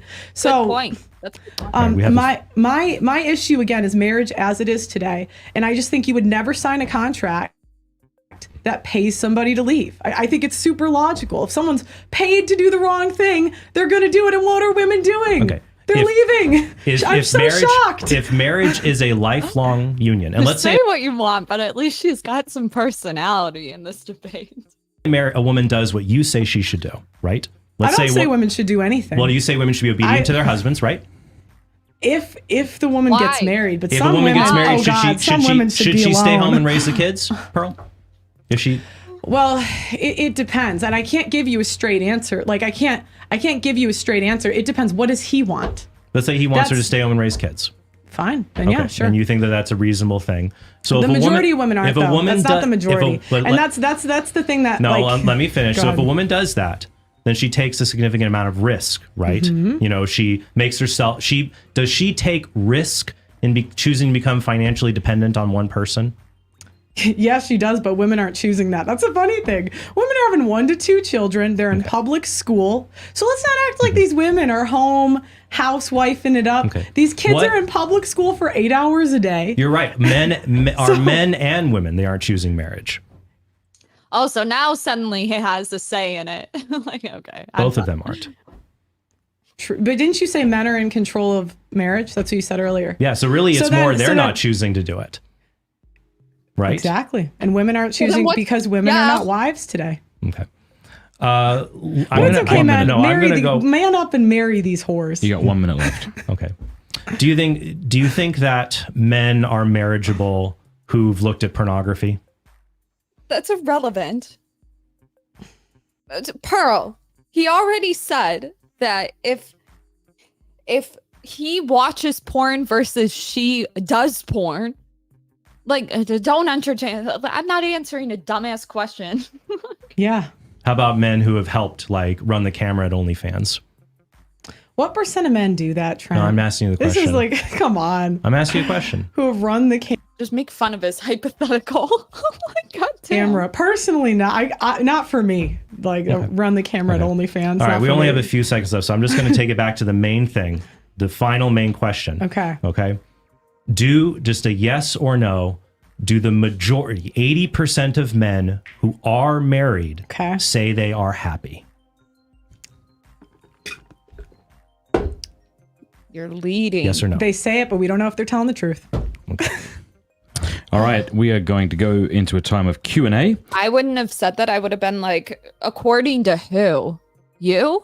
I don't know. You tell me, King. Like, get him to say the stat, because right now it looks like he got one up on you, but not like actually. And which will take questions from our local supporters and from super chatters. What do y'all think? Since we have so many questions, would 2 minutes each be a good idea? Just so, and it can be less than that, but it might be a good idea just to keep it to that. All right. Okay, so here's my first question, and I'll ask you first, Pearl, and then Trent. And you can take up to 2 minutes. It doesn't have to be long. Do your best job summarizing his position in a way that sounds convincing. Like, I want to see that you've understood his position, and then I'm going to give you a chance to articulate her position to see if you've understood hers. You go first. Trent believes that men should just man up and marry these whores. No, Trent, you gotta steal, man. Sad. This isn't the time to be funny. But fuck it, who cares? Great steel man. I don't know if that is that how he'd say it. No, I mean, he said that they shouldn't He said the fucking women who do porn disqualify women for having STDs. They shouldn't disqualify I'm women not for asking you having to argue abortions. against him. I'm asking you, can you understand his position and say it? Because it seems to me that if I can't articulate my opponent's position. Listen, you asked her to go first. Okay, you should have had him go first. She obviously hasn't done it before. How does she know that he's going to be that nice? That's a good sign that I haven't understood it. So I'm trying to see, do you understand what's his position? I understand his position perfectly. Sure. He believes there are a bunch of studies that say that men are happier in marriage and marriage makes men happier and better people. Okay. Yeah. How do you feel about that? Is that and men should not disqualify for abortions, STDs, and being a whore. You're just hearing the parts you want to hear. Do you want to respond to, is that a good sign? This is an important part because if you can't steel man it, when it comes to persuading an audience, they're going to go to the more rational, like, more good faith, whatever you want to call it. Summary or? No, of course it's not a good summary. Well, why don't you sum up her position as best as you can then? She's so sassy. Pearl thinks marriage is a bad deal because sometimes women gain 15 pounds in the 70 years that they're married. See, he call him out.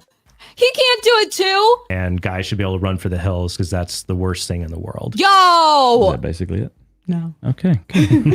All right. Question here from Catholic Viking from over. Okay, so they're both petty. We're on locals. And Thursday, you want to throw up some super chats on the screen here?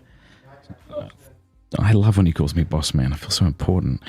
Catholic Viking, so we'll start with Trent. Trent, is there a point in debating marriage outside the Catholic sacrament? And if so, how do you accomplish that when it can mean whatever that person defines it as? Feels like what is a woman type of question, and we need to define marriage as the sacrament. You go first, and then you'll have 2 minutes as well. Go. Yeah. So marriage is something that God gave the human race. It was created with Adam and Eve, our first parents. So marriage is not a uniquely Catholic thing. That's why when the government tries to change marriage to make so-called same-sex marriage, that's wrong, because the government can't change what marriage is any more than it can change what friendship or justice is. Marriage is a natural institution. Nearly every society on earth has discovered it for the good of men and women and the children that proceed from their unions. So marriage is a natural institution. The Catholic Church recognizes that if someone in Pacific Islands or in another country, if they enter into a monogamous, ideally... Who's going to help him? Do you guys claim him? Oh! Natural. Like, listen, okay. They call me a cultural Christian. I get it. But probably not the best time to do it, especially when Pearl in the beginning, I guess because they're reading super chats, I guess maybe it's fine. But like, I don't know if I agree with this position. And right now it looks like everybody disagrees with you in the chat. Who is Catholic? Do we have Catholics right now? Any Catholics? Show yourself. Lifelong sexually exclusive union, then we call that marriage. Wait, what? Wait until he finds out about the divorce statistic. Marriage, when we recognize it. And it's better for societies that have marriage, because this is better for the children that proceed from those unions than it is for anything else. All right. Not always. Can you repeat the question? I could if I wasn't desperately looking up other questions while I asked that and have thereby forgotten. No, it's not your fault. So this person's asking whether there's any point even debating marriage. Just out of curiosity, why can't they just say, in my religion, we think it's the right thing to do? Like, why do you got to bring up the gays? Like, oh my God. He'll call us on Saturday. You know what I mean? It's just giving, like, okay. I'm just kidding. Like, I get it, but like, I just don't like it. Marriage outside of the sacrament. And I'm a pretty conservative bitch. Because, yeah, people define marriage however they want to. So if we're going to be debating marriage, shouldn't we figure out that we both agree on what it is before we debate it? He's like, how do you accomplish it when it can mean whatever a person defines it? Yeah, no, I think that's a problem I come to because people look at it from a religious point of view and I'm coming from a legal point of view. So I would also add, just as a non-Catholic and a non-Christian can know what a woman is from reason alone, they can know what marriage is from reason alone. So do you think people should get married without religion? I bet you he doesn't think so. I bet you. If there's one thing I know about my religious viewers, they don't like people getting married that aren't religious. And it's a fair criticism, to be honest with you. I don't think we should. But all right, I'll ask Pearl this question. Then why but then why do they keep saying gay marriage? Like, that's legal now.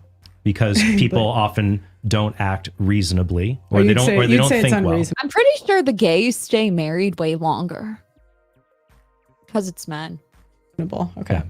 Okay, this question is from Tony. He says, Pearl, do you see a difference between a woman who has no regret for current digressions versus one who has repented, that is, from current porn, and unrepentant versus repentant and regretful?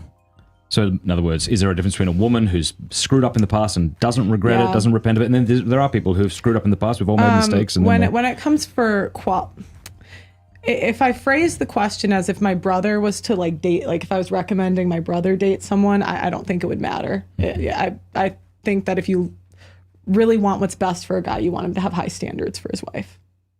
Trent, you want to respond to that?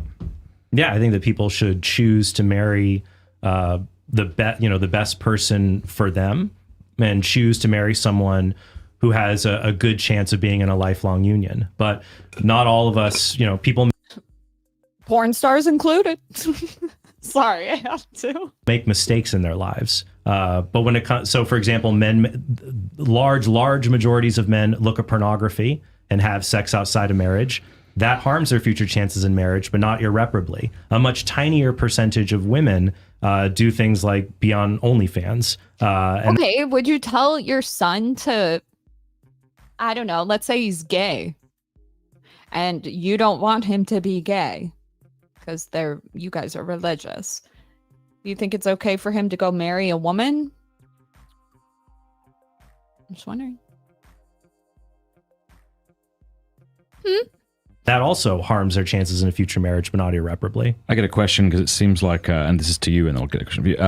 Pearl seems to be saying, like, you're just out of touch. Like, you're old. Like, you don't understand what it's like today. So maybe that was true for you back in the late 90s or the early 2000s, that women were marriageable. They were better. But isn't it possible that you are out of touch and that she's right just today? I mean, why don't you ask young men? And have you asked young men? Maybe they would agree with Pearl. Sure. And when you look at studies and you look at young men who have gotten married and who stay married, they do say that women are marriageable. What Pearl is doing here is that if you create so high of a standard that no woman can meet it, you've just no tattoos, healthy weight, no hoes.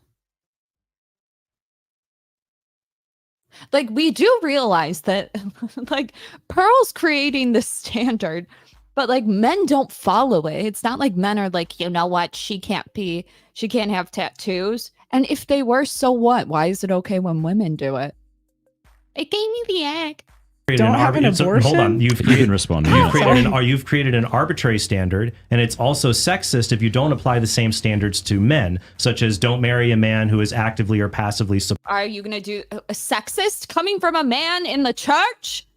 Come on. Listen, I am for sexism, okay? I am for you doing you. I've often called a misogynist and a misandrist. Like, it's fine, but now you don't make sense. You know what I mean? Supported an abortion, which is going to be the same percentage as women involved in abortions. I'm saying to treat men and women equally in this regard. And we do see that there's, if what Pearl's doing is the reverse of a radical feminist who says, oh, men are terrible, men are awful, look at all these awful, terrible things that men do, and say there's no good men out there. That's not true. There's plenty of good men out there. You just have an anti-male standard to exclude them. And that's the same for people who try to do the same, to say that marriage is bad because of women. I don't think it's crazy for men to ask for an in-shape woman that didn't have an abortion, STD, or debt. I don't think that's crazy. No tattoos. I don't think that's like that. The bar is on the floor, my G. It's crazy. But I don't think you're saying it's crazy. And I would say that to make it a deal breaker that you're going to pick any mistake a person makes. What you're doing is the same as a woman who says, it's not crazy for me to say, I want to marry a man who makes six figures and has a six-pack. That no, I would not say those are the same. No, because you're saying, I would not say those are the same. Can a woman say she wants a guy who is in shape and has a good job? Fine. Okay. So that's then we no have problem. Yeah. And then I would say that can a man be in shape if he's 15 pounds overweight? I would say in shape is the BMI scale. So I mean, yeah, is he going to fall on top of me in the bedroom? Is he going to collapse? Like, yeah, I'd like to live, you know, like, but at the same time, I don't really give a fuck. Not in the same regard. Would I still fuck him with an extra pouch? Yeah. The most part, and visceral fat, that's what you got to look at. Okay. Do you think most middle-aged guys are are muscly or they got a little fat? I think again we're going back to what do men get out of marriage? I don't think it's crazy for men to say, I don't want a woman that's had an STD, an abortion, or debt. But real quick, I don't think you think it's crazy either, right? So and by that logic, there would not be enough wives to go around. I would say in that the next generation. It's unreasonable because if you applied the same standard and say for women, it's reasonable for women to not want a man who has an STD or has looked at pornography or has been involved in abortion procedures, then there wouldn't be any men later. Both men and women aren't in great shape today. You're trying to make it sound like it's all women's fault. So you're saying that men should put up with it because that's what men, I'm saying it's just people's fault and we need each other. Can I ask you a question now? Trent, I thought, brought up a good point earlier when he said, sure, okay, I'm willing to accept that women are in a way worse state today than they may have been 50 years ago, but that's also true of dudes. And so couldn't it just be the case that both men and women, in some respects, may be much worse than they were 50 years ago? I would say that. Why can't you just pick somebody that's in your realm of like self, right? Like if I'm an overweight schmuck, an underwater welder, I'm rich, but I don't pick up after myself. Like I'm going to want somebody that those things, the opposite, whatever, picking up after me isn't a job for them. They don't even think to bring it up later. That's who I would marry. If somebody's going to hold a grudge, we're fucked. Okay. Like I think people are aware you shouldn't marry way out of your range. Anytime you hear a girl that's like, I want this, this, and this, be like, show me your exes. She'll shut the fuck up real quick. With love. Okay. I'm going to end it here. If you guys want to watch the rest of the debate, do I have the link to it? I can find it. Did you like the video yet? Please do that for my troubles. Okay, I have the link. Yeah, so you guys can go over there to watch the rest of it. I think Pearl won easily. I don't know who said it was the other way around, but I thought she killed it. Who do you think won? Leave it in the comments below.